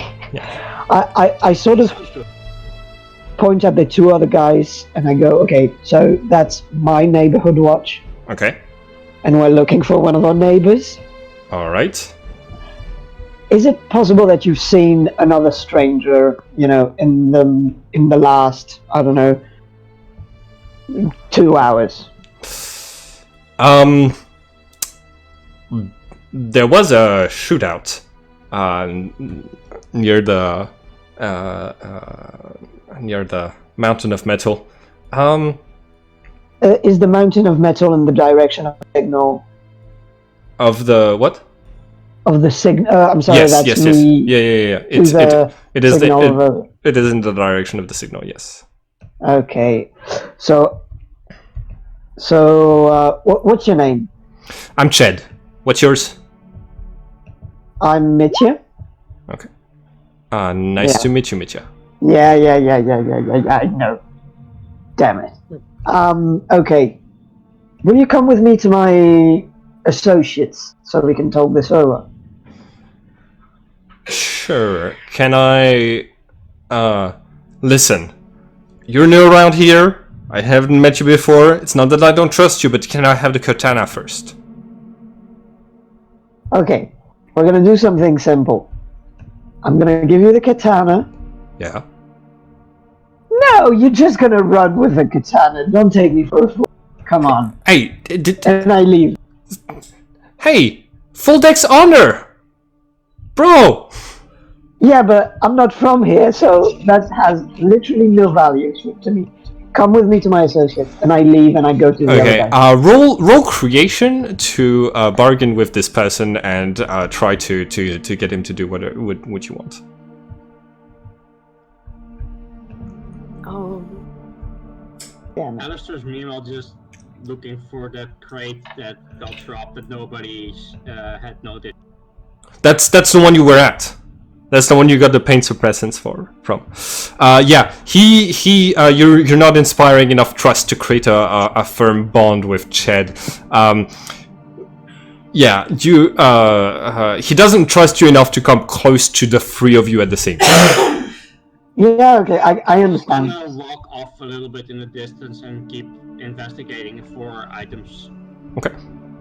I'm gonna look at Chet from the distance, and I'm gonna give him a smile and wave my hand, all right. and make sure my weapon is tucked and looks like I'm not Yeah. grabbing it. Roll for creation to look harmless.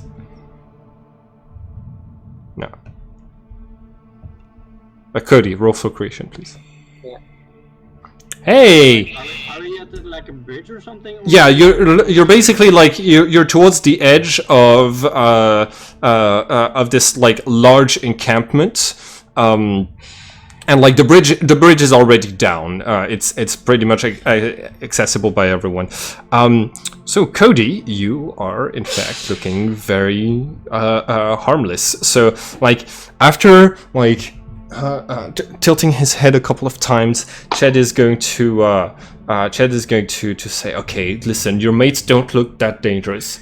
I'm gonna come, but I have multiple grenades on me, and I will pull a pin and blow us all to pieces if you try anything funny, okay? No sex stuff. No stealing anything from me, and I get my katana at the end, or this is gonna blow up in your face. Chad, let me tell you something. If we're stupid enough to try something with you, please blow us up. Come with me now. All right. I just give a thumbs up. Okay.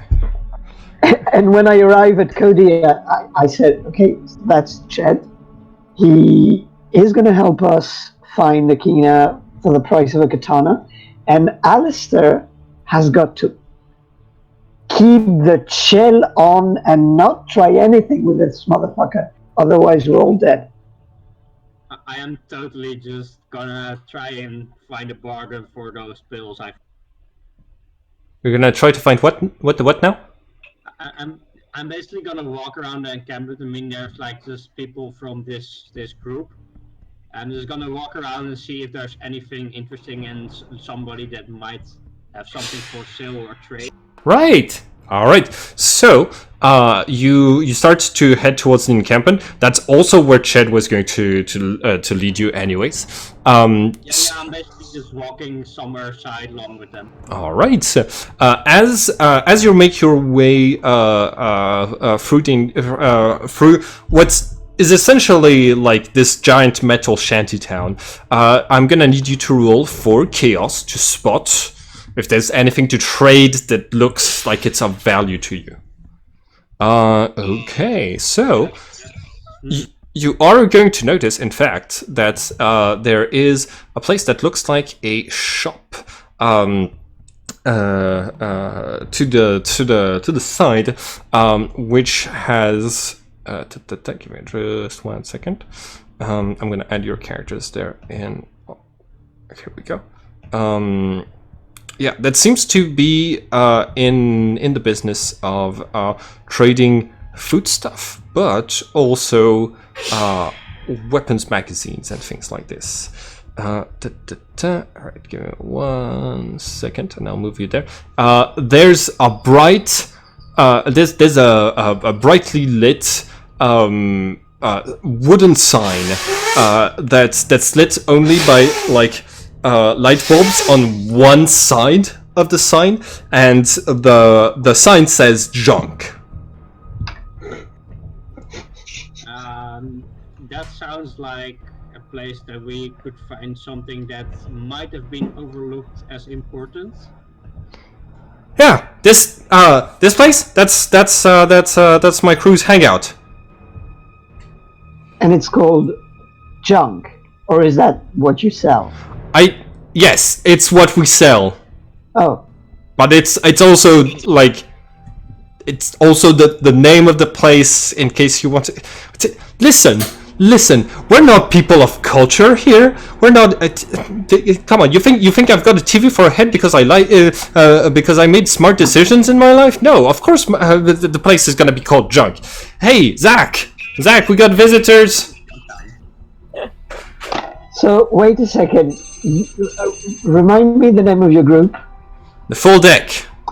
Gang. So you're the full deck, and your place is called junk. I mean, come on. You're trying to make a pun out of this. Okay, so give me 1 second.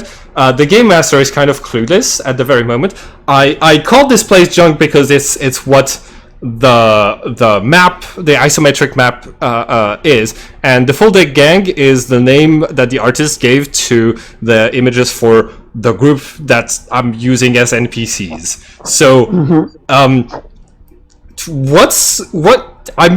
my understanding of English might be limiting me right here, but is it just a sexual innuendo that you're?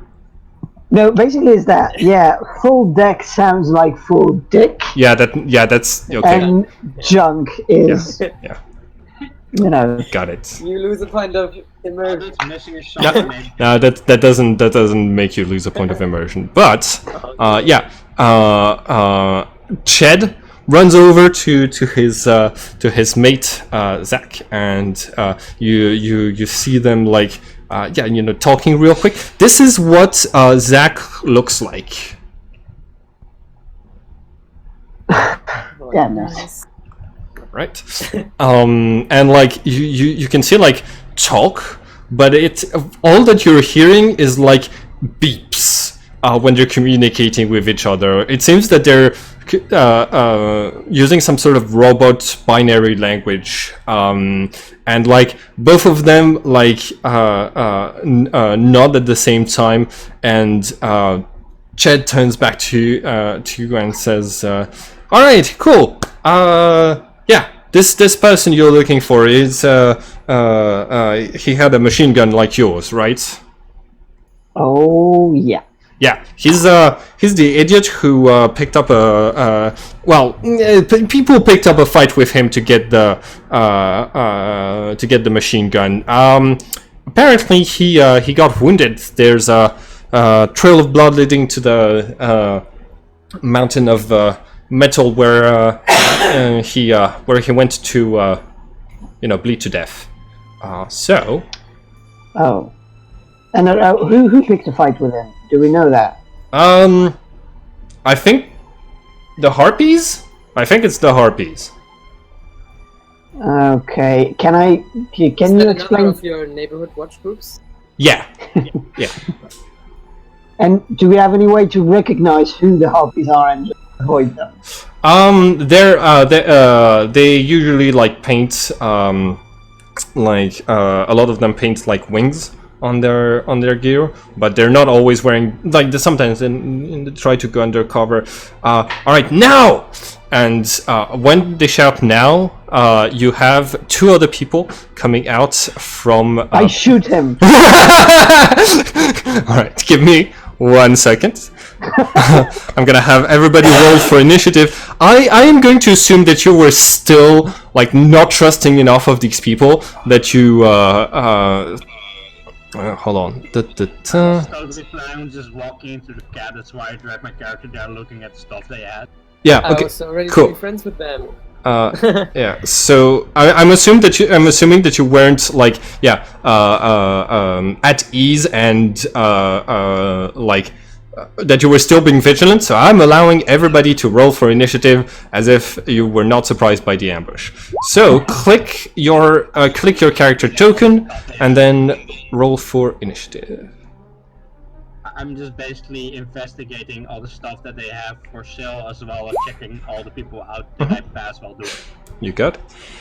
All right. Oh, so the other two that show up are this lovely person called Slice and the cyborg with extra mechanical arms and guns coming out of it called Ace. Right. I was so ready to be friends with them. Yeah, I Yeah. The one that would start the fight, but no. All right. Initiative.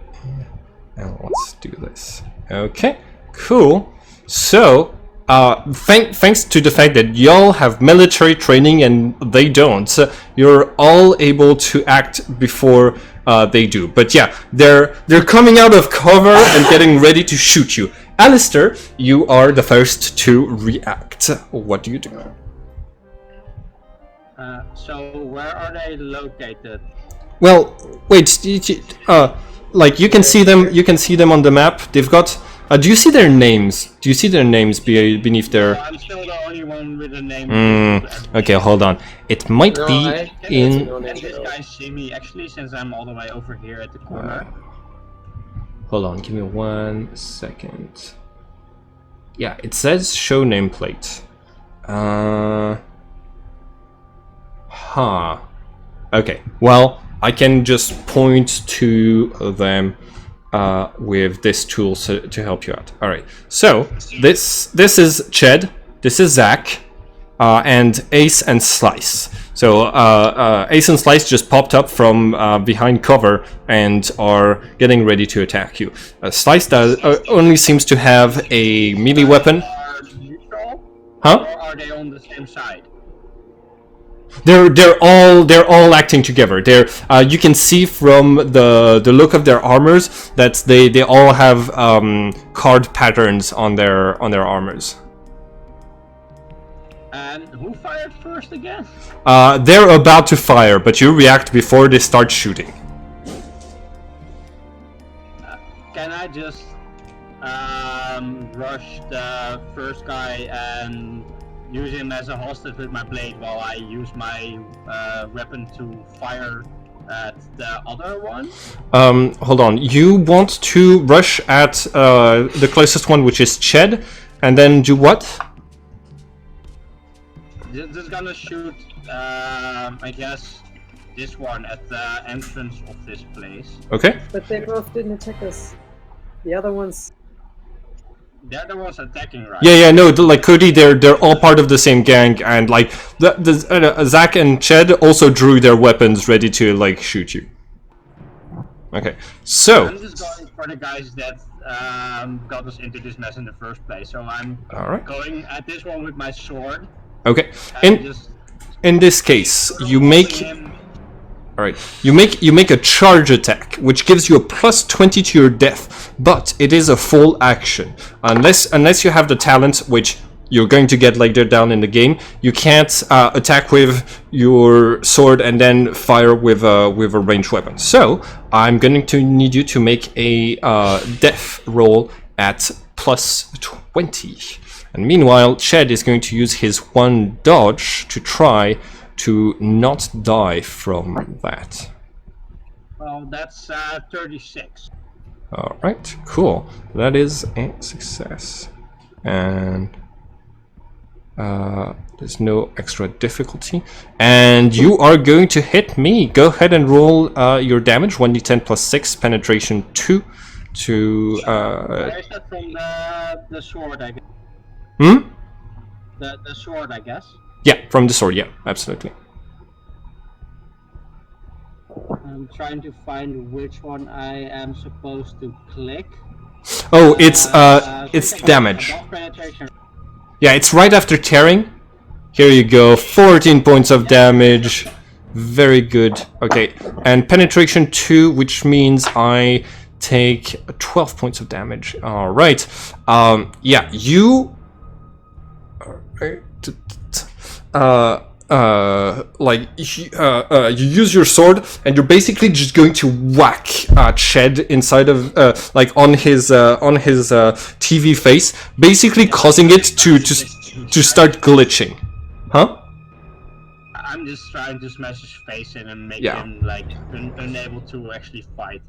It's more resistant than you were expecting, and he is trying to move to like make your blows less efficient. But yeah, you hit him pretty good. And that's it for your turn, Mitcha.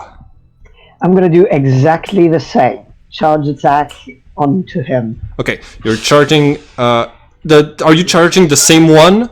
Yeah, the same one, Ched.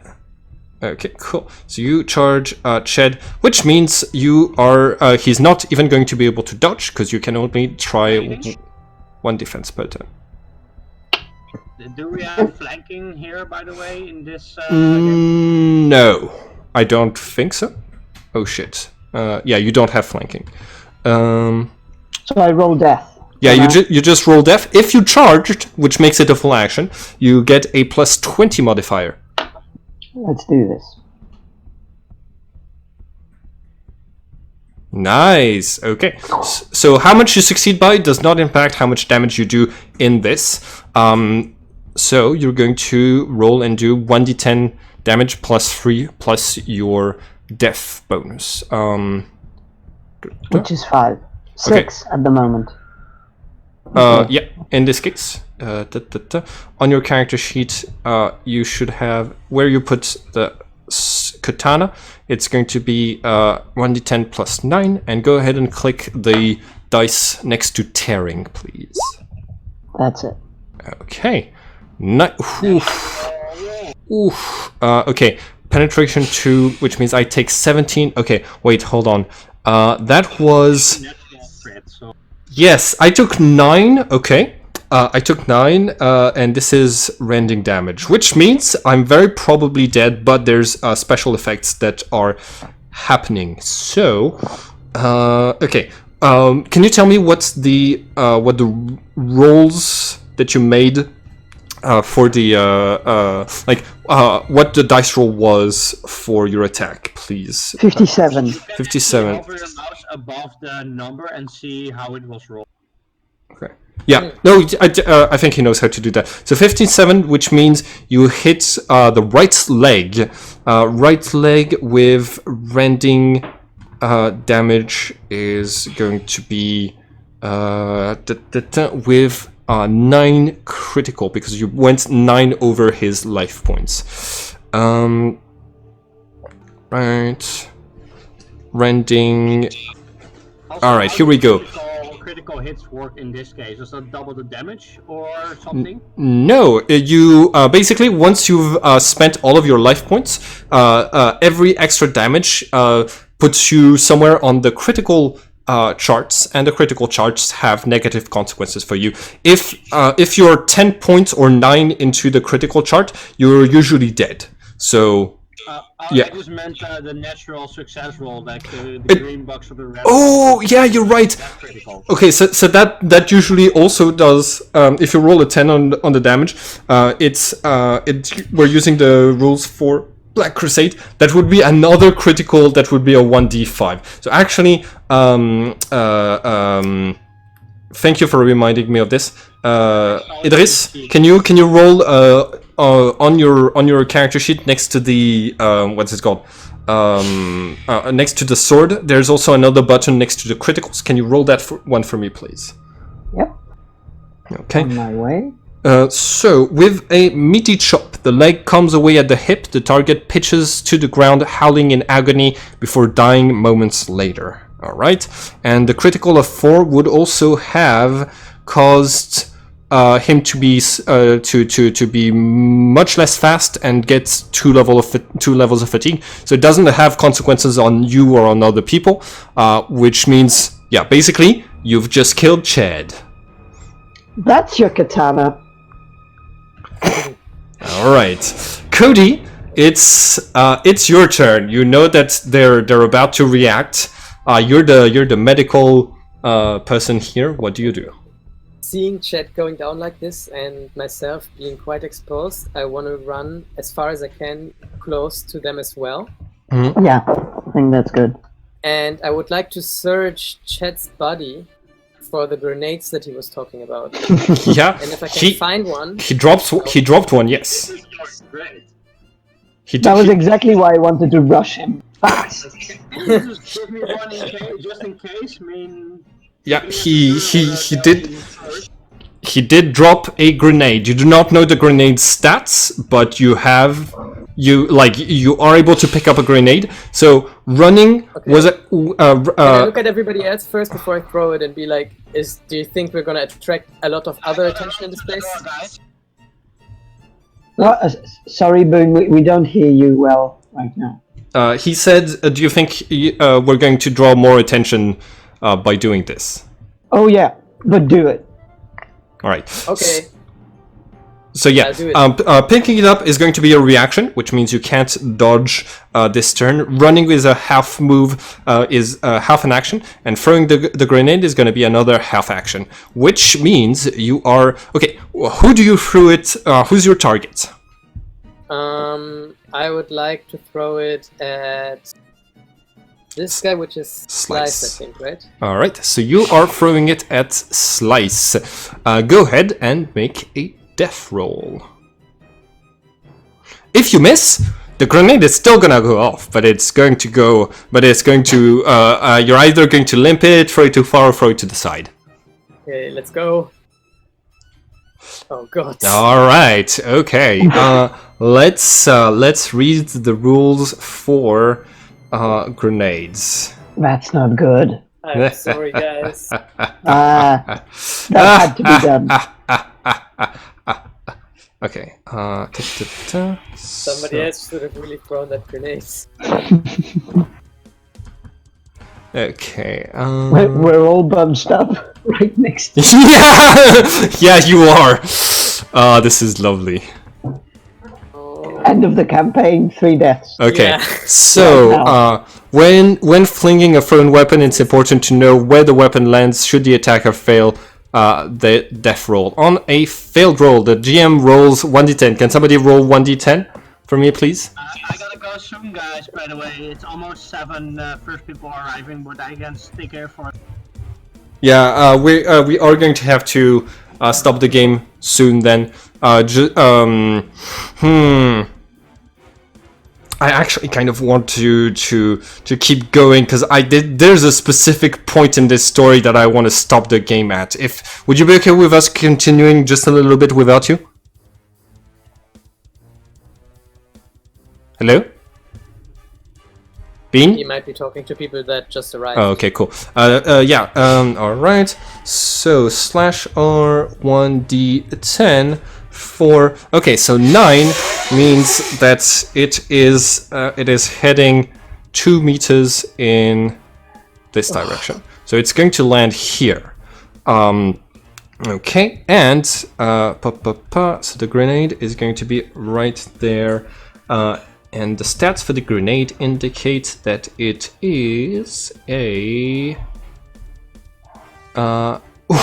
blast 5. Okay, cool. So... alright, let's see. So, blast 5. Yes. Oh, Yes. No. Oh no. No. And no. So, Cody and Slice are both going to get hit by the grenade. Nice. Okay. Lucky. Okay. Okay. I'm going to roll the damage now. And frag grenade. Here we go. Don't worry. It has no penetration. It's just 2d10. All right. So that's good. Okay. So, with your armor, you only take 13 points of rending damage. Okay, that's much better than I thought. Yeah? Yeah, it's... Nice. Whew, I thought I'm done. Yeah, that was really scary. Yeah, I rolled really high for the damage on this one. But yeah, there's a massive explosion. Your ears are overwhelmed by the sound for a second. Flames erupt with bright light, and suddenly Cody is just like knocked against the side of Drunk, and bleeding from a little bit of the shrapnel that pierced through his armor, but still able to fight. And now it's my turn. Okay. Did Slice take the same damage? Yes, Slice also took... Oh, wait, hold on. I was supposed to do that. And here we go. Yeah, she took the damage. All right. So, Ace is going to act first. And he is going to shoot you with his laser gun. What? Yeah, he's got... In fact, he has 2 laser guns. So, here we go. And I have not aimed. Okay, well, I missed the first one, and I missed the second one as well. Okay, so basically you have like two lasers being fired from like the weapon's ace has like on the side with his mechanical arms that just fly overhead you. Slice. Okay, so sorry. Zach is going to attack you with his power sword, and he's going to attack the closest person. He's going to attack Mitya. Runs towards you and yells, "He was my brother!" Right, and here we go. Death roll. I am charging, so I get a plus 20. Yeah.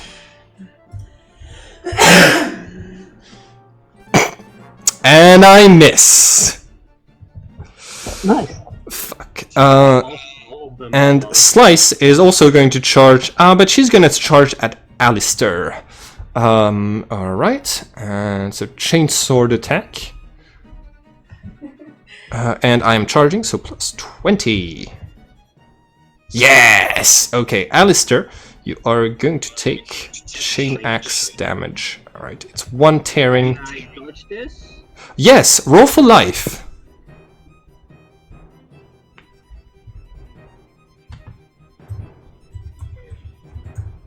I totally tap out of the way. Alright, just give me I'm a... only rolling criticals. Okay, just I need to check one thing. For contested rolls. Alright.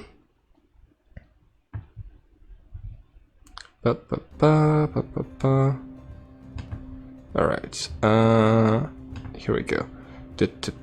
So, it's one rule I was meaning to check is, do you need to roll higher than the person in a contested roll, or do you just need to successfully roll the defense? And this is what we are going to... Okay, playing the game. Tests, skill tests, and oppose test. Here we go. Okay, both participants make tests normally. Whoever succeeded the test wins. If both participants succeed, the one with the most degrees of success wins, which means I rolled 31, you rolled 28. I still hit you. I did roll a natural critical bingo. Give me just 1 second. That's supposed to always succeed, right? Percentage roll is made. The roll with the modifier. Yes.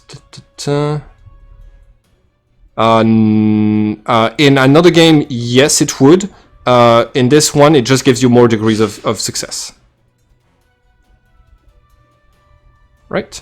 So you get hit by a chain axe.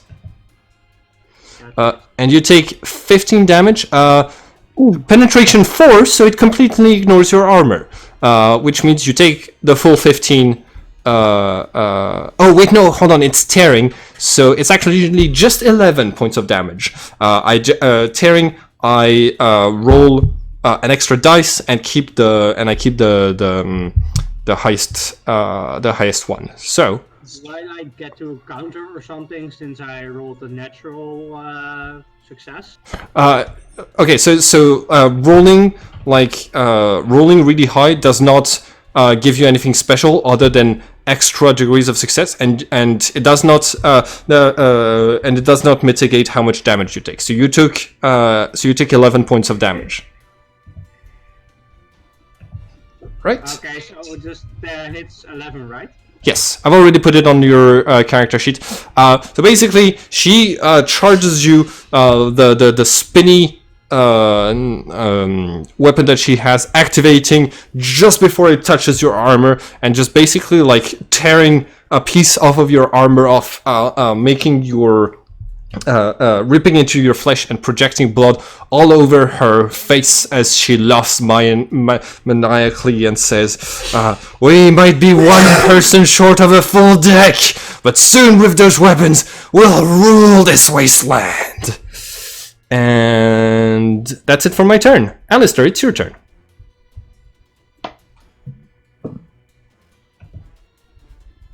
Alistair. What did I need to do? Just real quick. I'm gonna have to leave right after this as well, by the way. Mm-hmm. your What turn. did I have to roll? To what? To attack? Yeah, I'm just cutting them with my sword, the nearest one. Just gonna try to stab them or something. Okay. In this case, make a death roll, and let me just check one thing real quick, because. Was it death or void? All right. That's right, or not void? Oh, hey, if you it's a death roll. If you want, you can do an all-out attack, meaning you won't be able to dodge you lose your single dodge or parry this turn, but it gives you a plus 20 to attack. Yeah, I'm just gonna go and do that. Okay. All right. In this case, go ahead, and that's a hit. Okay. Okay, and let's see if I am able to parry this one. Life. No modifiers. Yes!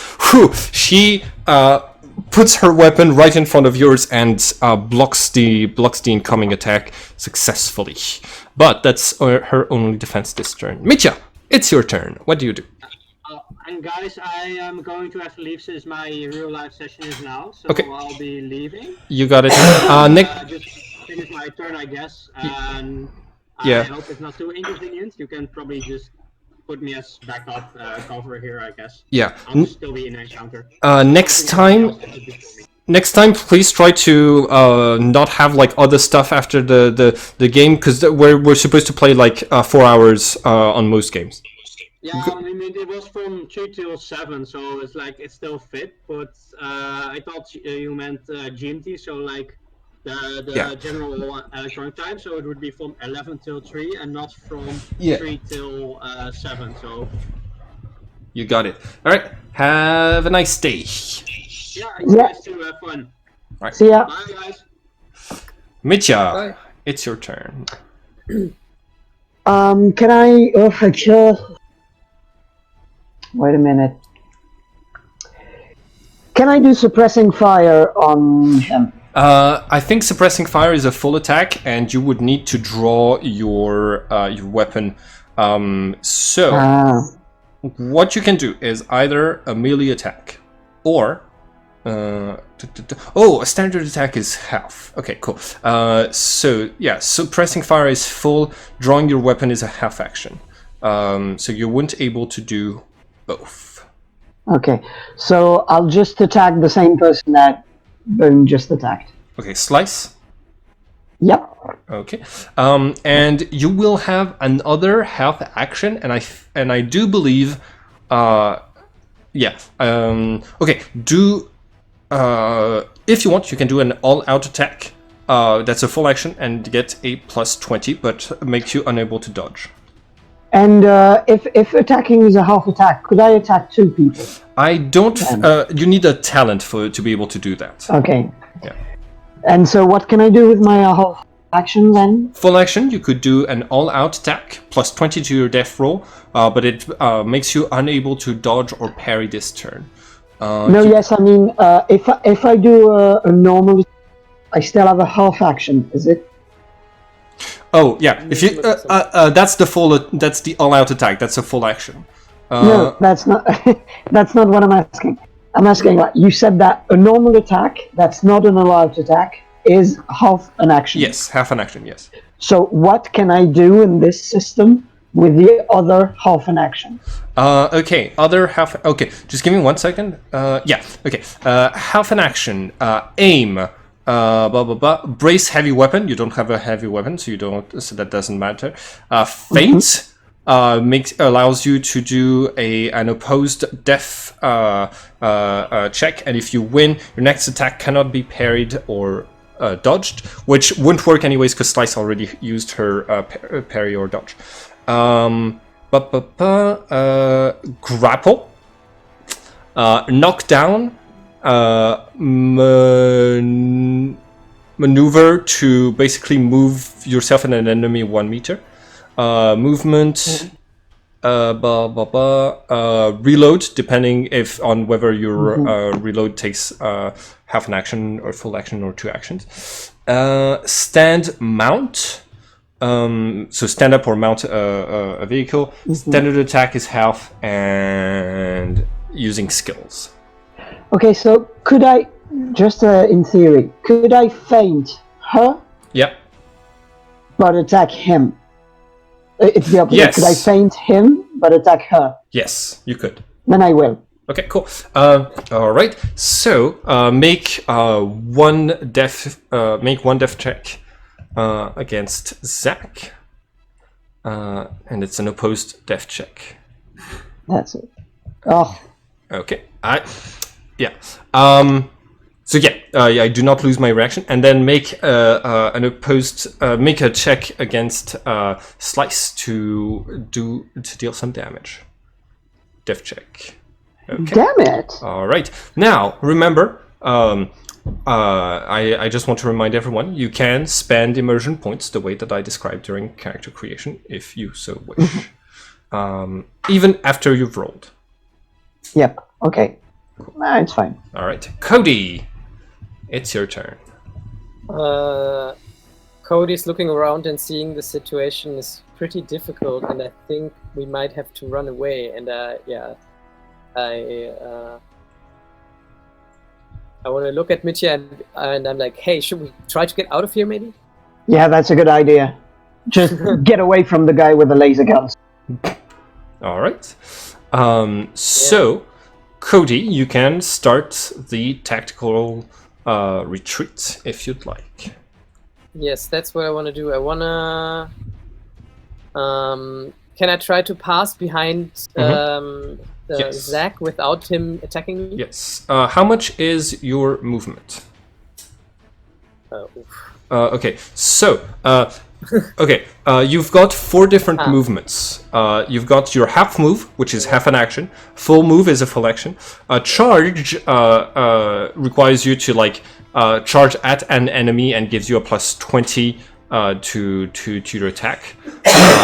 And the full run makes it easier for people to hit you if you come into melee range of them, but makes it harder for people to hit you if they're shooting at you.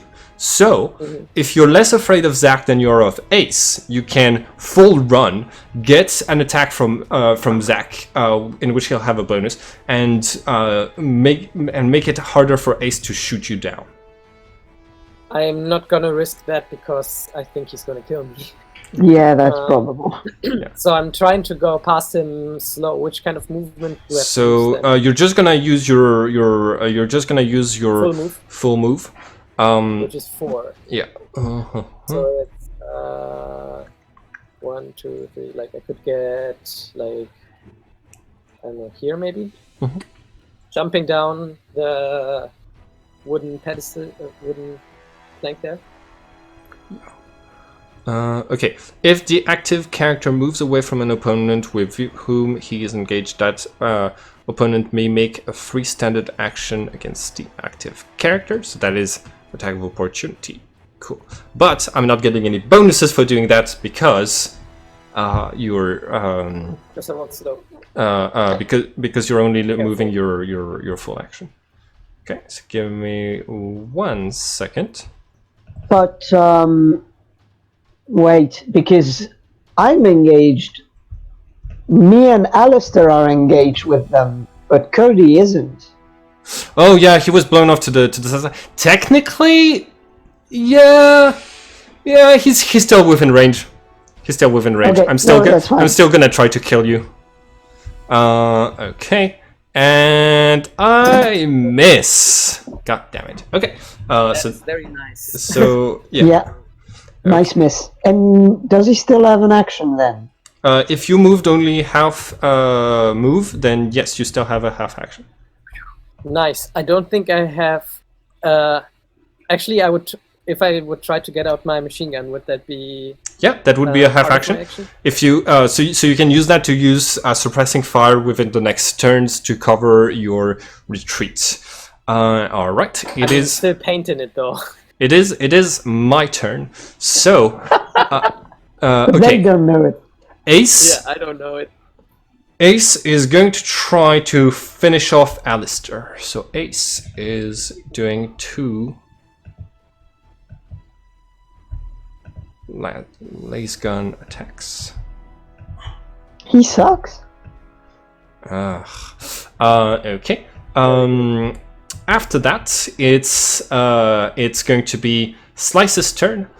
She is also going to aim at Alistair because he's already previously wounded. And yes, I hit him. I think he probably tried to dodge. Yes, he would be able to do that because it's a new turn. Wait, did he? No, he did a full-out attack before leaving the game. So she is going to hit him. Chainsword. Sorry, chain axe. Yeah. Okay, wait, hold on. No, not that. All right, chain axe. 19 points of damage. Okay. I think it's dead. Oof. Oh no. Mitya, you're taking 19 points of no, sorry. Mitya, you're being attacked, which means you can roll for life to dodge, if you'd like. Sorry, what? The attack Slice meant to... yeah, basically, I can't use immersion points to save his life. Because I'm not... I shouldn't technically be controlling the character that much. And you're still gonna get a hit because I rolled higher than you for 19 points of damage. 19, and because there's penetration. Okay. Are you still up? Yes. Yeah. Got 3 HP. Yep. Oh shit. And the last of all is going to be Zach. Zach is currently mad with grief and is going to say, I can't keep living without him. I'll take you all with me. Jumps onto one of his brother's grenades and just pulls the pin. Oh shit. All right. So, who still has... Okay, you both... Yeah, it's gonna activate next turn. Alright, so Alistair is going to be the first to act and... I wave at him. I'm like, come, get out of here. Yeah. He is going to... he's going to full run at this point. Make it slightly easier to attack him, but also if he gets out, he gets out. So I'm just going to move him like, he's over there. But Slice gets one attack of opportunity against him. Alright. Haha! I should not be this overjoyed. Okay. Oof. Oh no! Oh! It's tearing! Oh gosh, I've got to stop forgetting that it's tearing damage. Idris, you took 5 points damage less than anticipated. Because, okay. Yeah. And he's only taking 12, which is fine. It's only 3 points criticals. And then doesn't it mean that the last time it took damages that would have been less too? Yes. If we're going that way. Yeah, no, because it was tearing damage. Wait. No, I think I already took it into account the previous time. Okay, so he had 9. That was 12, which means he's 3 points into a critical. Can you... can you look up what the attack roll was that Slice did, so that I can know the location of the injury? Wait, so it was the contested one, was no? No, it's the one. Okay, it's the one I did just now. So 32 is going to be the body, and the body with rending damage is going to have 3. Okay, okay, explosive damage, impact damage. Rending damage, body, free. The attack rips a large patch of skin from the target's torso, leaving him gasping in pain. The target is stunned for 1 round and takes 2 levels of fatigue. Nice. Okay, so he basically is going to like run, get behind cover, and just not gonna be able to move from there for the next turn. And he's gonna have a -10 to all of his actions. And he ran that way. Yeah, basically that's where he is where his character sheet. Ah, okay. Where his where did I put? Okay, here we go. So this encounter was supposed to be done with the entire group being here. 2 players have now left for other occupations, and 1 player was so late that I think he might not even be in the game. So that's why it's slightly difficult, but I have faith in your ability to make it out of here mostly alive. Okay, and yeah, here we go, Alistair. And -10 to all actions for the fatigue. Okay, and that's it for... Oh, wait, hold on. Hold on. You can still dodge if you're running? I don't know. Can you? Yes, and he did. So he is, in fact, perfectly fine. Nice. Okay, and he is back to having 9 life points, I believe. Yeah. Okay, cool. All right. So yeah, he made it out alive. Mitya, it's your turn. Okay, so wait. So because he took out a pin from the grenade, he did not engage with me in combat anymore. That is correct. Slice. That is correct. So only Slice could have an attack of opportunity on you. And Slice is wounded. Slightly, yes. So if you want, you could do 1 attack, hope to kill her, and then run with your half move. Yeah, that was my logic. What is the blast radius from the grenade, judging from the one Cody threw? Let's see. Would my Okay. So it reached 3 squares away. So it's gonna be like all of this. So would my half movement be enough to get out? Okay, so I know that it's in feet, and I should have corrected that because most of Death Watch is in meters. So I'm gonna actually move that to meters. If you'll give me a second. Okay. God damn it. What is? Okay. What's your movement? I do not know. I've looked on my character sheets and it's not. Oh yeah, I must not have put it there. Give me 1 second. So it's going to be 4 meters for your half move. Okay. So yes, you would be able to get out of the radius if you ran away in the opposite direction of where Zach is. Exactly out of the radius. So I will do exactly that. I will attack Slice and then go out of the radius. You got it. Okay, I've put your move on there. Go ahead and roll your attack. And I think I haven't dodged yet, but I want to go full attack when I get the chance. So I am not going to dodge.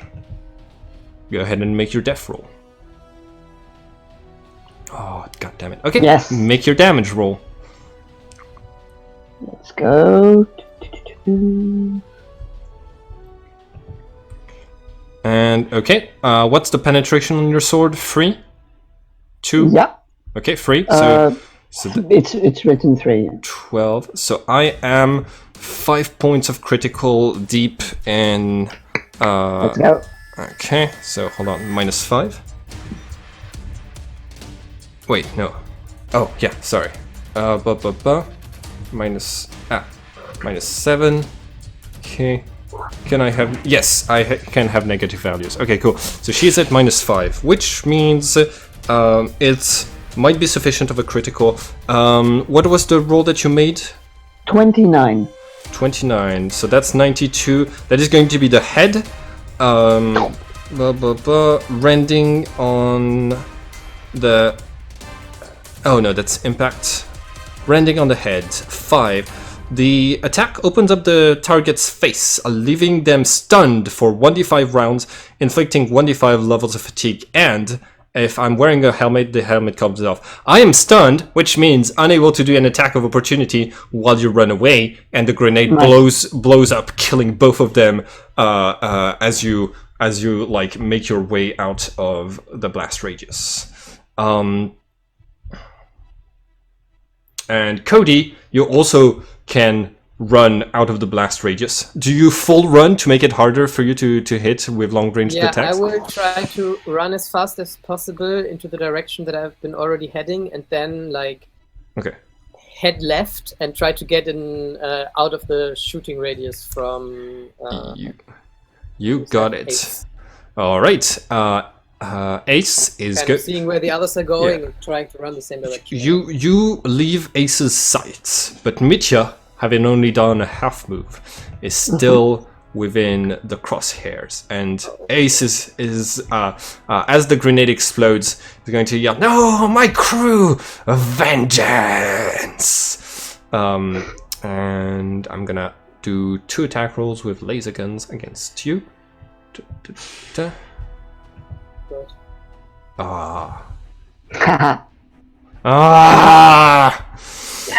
And He's terrible. and you're all going to make it out of this encounter alive. Nice. Leaving Ace 3 cards short of a full deck gang. Oh no. All right. Okay. Is it possible for me to easily catch up with the others? Yes, you find the others pretty easily. Like they stand out with the rest of the cyborgs, and yeah, everybody is kind of wounded, but everybody is kind of still alive. Hey everybody, let's try to find a place where we can like find shelter real quick and get ourselves up to the health again. Let's do that, exactly. So you can spot a place that seems rather abandoned, and that seems to be a nice place for shelter. Yeah, Let's do like that. shack kind of. Hint is where Out of Akina sight. went. Hmm? Hint, it's where Akina went. So your So we character follow the blood trails while bleeding ourselves. exactly. So this is the mountain of metal in question. Mm-hmm. Do you head there? Yeah. Okay. Yeah. In this case, you limp your way to you limp your way to the mountain, following the signals thanks to a small portable device that you have. You make your way into the caverns, into the tunnels beneath the mountain. You are spotting a trail of blood left behind by somebody who seemed to have been not bleeding out. It's not like that bad. It is like not bleeding to death, according to Cody, what you can ascertain, but bleeding nonetheless. And you start out in a tunnel that's like made out of metal waste and yellow barrels with strange symbols on them. A symbol you might even know if you successfully roll a Cosmo check with a +20. Okay. Yeah. And then you walk deeper. You make it to actual rock and dirt. And Cody, the barrels are very radioactive waste. And then deeper still, you're going to reach a place where the walls are metal again, but this time they seem to be metal walls. You seem to be in a place that was constructed, and you find yourselves in front of a door that bears a strange symbol upon it. It's a square with both diagonalies drawn on it. like Before we above the. go any deeper, is it possible for me to sit everybody down and apply some like quick medical help to Yes. maybe inject some adrenaline or like? You can attempt to close everybody's wounds once per time that they got hit, which means once per person. So roll life for yourself first, for Mitya second, and for Alistair last. And if you succeed, you are going to be able to heal some wounds. Do I get plus 20 to my life rolls because of my Equipment? Yes, exactly, you do. Nice. Okay, so it's this like crazy medical device that is like a Swiss knife, and I'll take it out and I will scan your bodies and I will apply some like spray on fake skin and Okay. close some wounds up. Okay. Nice. For yeah, so no, okay. Sorry. Yeah, you roll life with a plus 20. System. Yeah. You're all good. You're all good. Yeah. Okay. So for Alistair first. Okay. I think there's a mistake. No, you click plus 200. Yeah? Not plus 20. Yeah. Okay. So I'm sorry. I will do it again. It's okay. It's okay. So Just yeah. Okay, that's a success. So first aid. I'll let you know what. I'll get back to you after you've done all 3 of the life rolls. You might want to do yourself first because usually that's if you have some penalties, that is going to make it easier. But I don't think I have current penalties, and I think my character would help my friends first. You got it. All right. So roll to help Mitya next. There you go. Nice. Okay, that is another success. And last of all, yourself. And then for myself. All right, successes for all. And Okay, so you heal an extra 1d5 wounds because of your talent.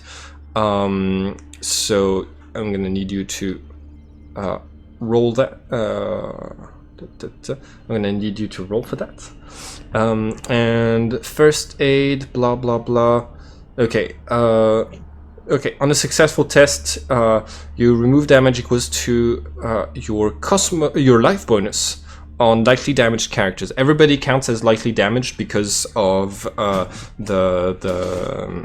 because of your equipment, which means what's your life bonus? My life bonus. Yes. Currently It's with 52? inspiration, 57 with immersion. Okay, 57. In this case, that means everybody heals for 5 plus 1d5. I'm gonna roll it for you. 1d5. Okay. Let's see. All right. V and Command V. All right. Cool. So, Alistair is going to heal 6 life points. Oh, and you heal extra, right, with with your equipment?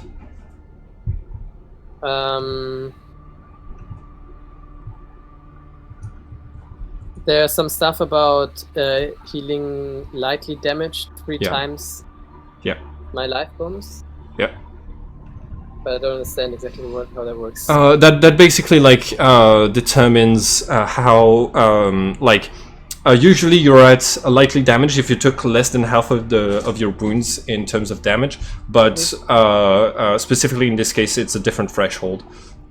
It's 3 times their life bonus and doubles the amount of damage healed by first aid, which means everybody recovers 10 wounds plus what I just rolled, which means right, I am 19 for Alistair out of 20. And Nice. you're back to full health, Mitya. And for yourself, you got yourself, hold on, 5, 10. You're back to 21 out of 23. Okay. Yeah, so that's pretty good. There you go, guys. Nice. Thank you very Can I much. quickly ask how much time that took? So is that something that I could do in combat, or? Yes, it's a full action for both you and the person you're healing. Okay, but that's doable though. Nice. Yeah, it's doable. Success, Yeah. success. Okay. Yes. So, can you maybe explain this rune again? Hmm? The rune on the door. Yeah. I can give you an image because I've got an image stored somewhere on the computer for this. Somewhere here it is. This is. Holy shit, Mitya! How did we stumble upon this? I have no idea. Everything What? went so fast. Yeah, I kind of trusted them, which was the mistake. Yeah, I was like, oh, nice, funny TV man. Yeah, we're gonna have cyborg friends. That would have been awesome. Retro vibes. Yeah, TV heads. You know. And then crazy explosions going off, running, and now we're in this tunnel full of nuclear stuff. And now, okay, Cody, look at me. Never throw a grenade again. I'm sorry. I No, mean, it's... don't be sorry. I mean, like, it's you. It's your own skin. But just never do it. Okay. I will trust you with that. This is the symbol on the door. Okay. And I wanted to ask the construction of the like the metal walls and everything. Is it sort of the same, something that's reminiscent of the base? Kind of, yes. It's a distinctively different architectural style, but it is advanced technology. You've lived in the base long enough that you'd be able to tell, yes, this was made by Soren Solipsis, and this is not. Okay, I see. This looks a little bit more ancient. Ancient. Why do you think the cyborgs don't come down here? That's a good point. I have no idea. Why haven't they opened the door? I would imagine they're not the types that are too afraid of radioactivity. Yeah. Oh, I'd like to ask them, but now that I know some of them, I know that it's not a good idea. Damn it. How large is this door we're talking about? It's large enough for its standard door size. And Is is it like entrance to a building door or entrance to a room door? Kind of entrance to a building door. It's not a double door. It's just like there is no handle on. And how does it open? Can we see the mechanism? You can see there seems to be an imprint for hand to the side. Okay, so if it Sorry. The trail of blood ends at the door. the door. Yeah. Okay, so I'm gonna go on a limb and say that Akina's inside and that it has a weird mechanism that only glitches could open, so the cyborgs can enter. And we can. I mean, if somebody want to lure us here, they would send out a signal like the one that we received. True. And set up a door that only we can go through. True. Ah, Whatever this kind of feels. reason you would lure somebody here, you know? Doesn't necessarily have to be something negative. True, But that makes sense. but it can be negative, and that's an important distinction. Well. Ah, Akina, you're a fuckface. Okay. I hate him. Before I thought he was a fun guy. Now I know he's a dickhead. Well, you just hate him because he's a lot like you, Paul. Nah, I hate him.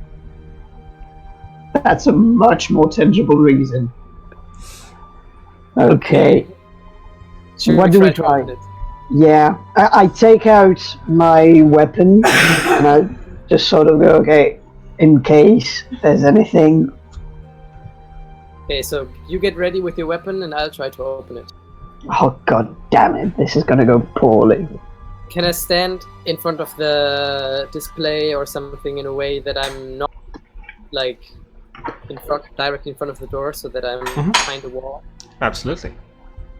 Then I will do that, and I will like try to access the lock. All Yeah, right. See, let's like, the absolutely fingerprint take or- cover. Yeah. You press your hand against the cold metal, seeing that there's a little bit of blood on there, and the door is going to slide open, revealing a large room. You see this blue ray coming from the center of the room, and in the middle of it is this mass of shifting quicksilver-like metal just standing there. All around you, you can see the presence of this place having been lived in. There's there's potted plants in different corners of the room. Scientific papers stapled to the walls, and a lot of different and you also spot like a bed just on, like, not a bed, but like basically bed sheets on the ground to the side.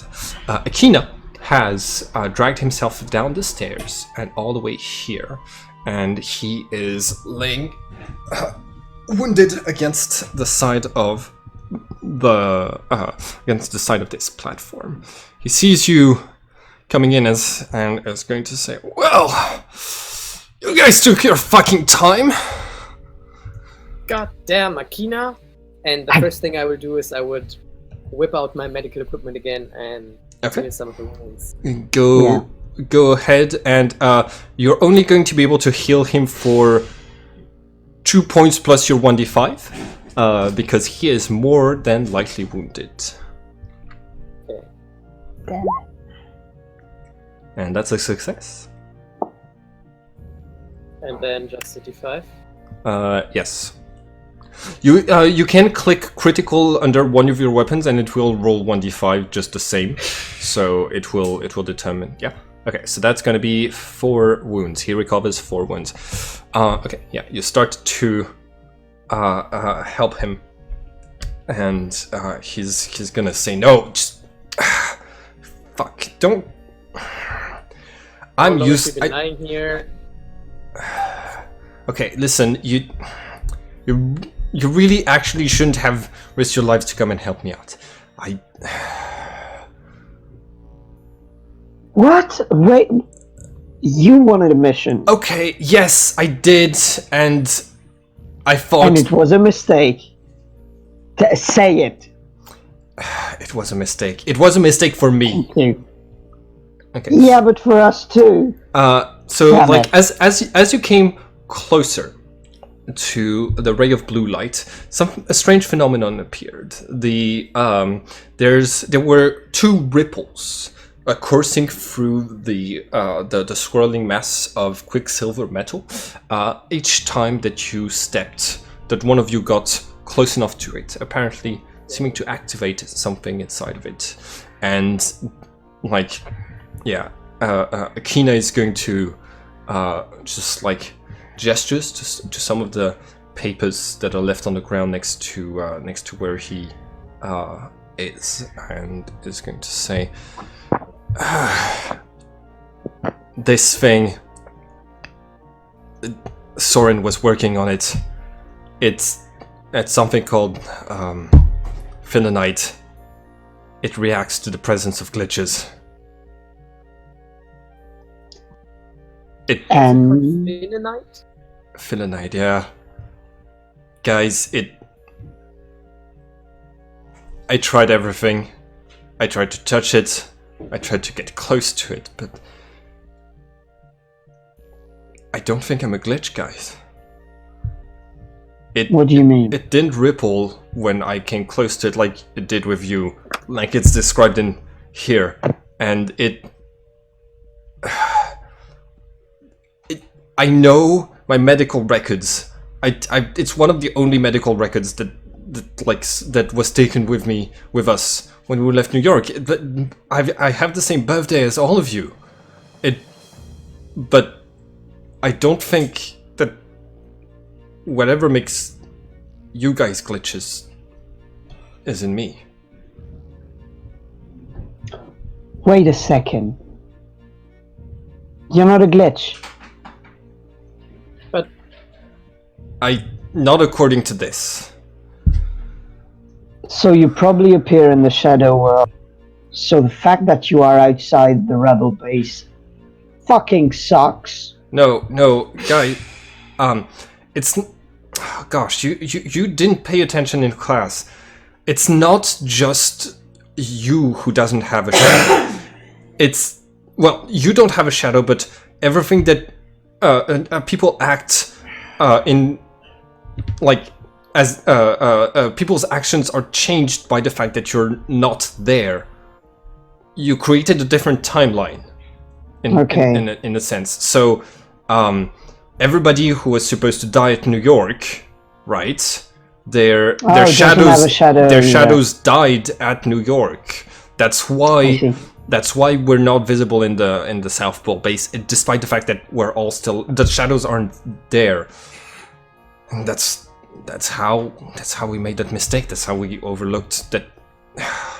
Gosh, we might have even less glitches than we thought. Fuck. But that still means that whatever this crazy floating Quicksilver is, that you have been part of this changing of this world compared to the other one from the beginning. Yeah. Right? So... But it doesn't... You're also already afflicted by it, so you're technically also already a glitch, in a way. Even if you're not affected by this, whatever this might be. Yeah, that's true. If you don't exist in the shadow world, you're functionally a glitch. Yeah. But I just wave my hands towards the metal. Okay. The Philonite. You wave your hand, and as your hand gets close, you seem to attract a sort of gravitational pull on the swirling mass that's going to start coming towards you. Okay, I look at Akina, and what is this supposed to do? Why is it reacting to me? It's armors designed by Soren. Did Soren live here? Wait, is that Soren? Yeah, this was New York or post New York that created this? Everything here is recent. From what I've read from the notes, she was here until a month ago.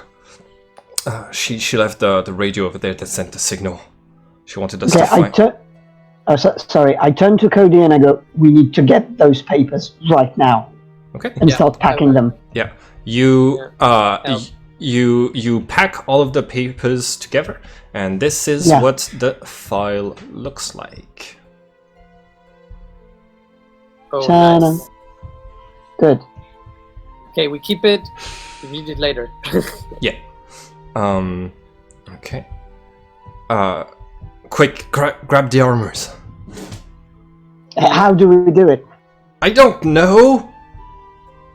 Ah, fuck shit. I put my hand in the thing. Okay. You put your hand in the blue light, and it's going to stick to you like a magnet, activating, and it's going to swirl, start to creep on your body, kind of like Spider-Man 3 Venom getting onto Spider-Man.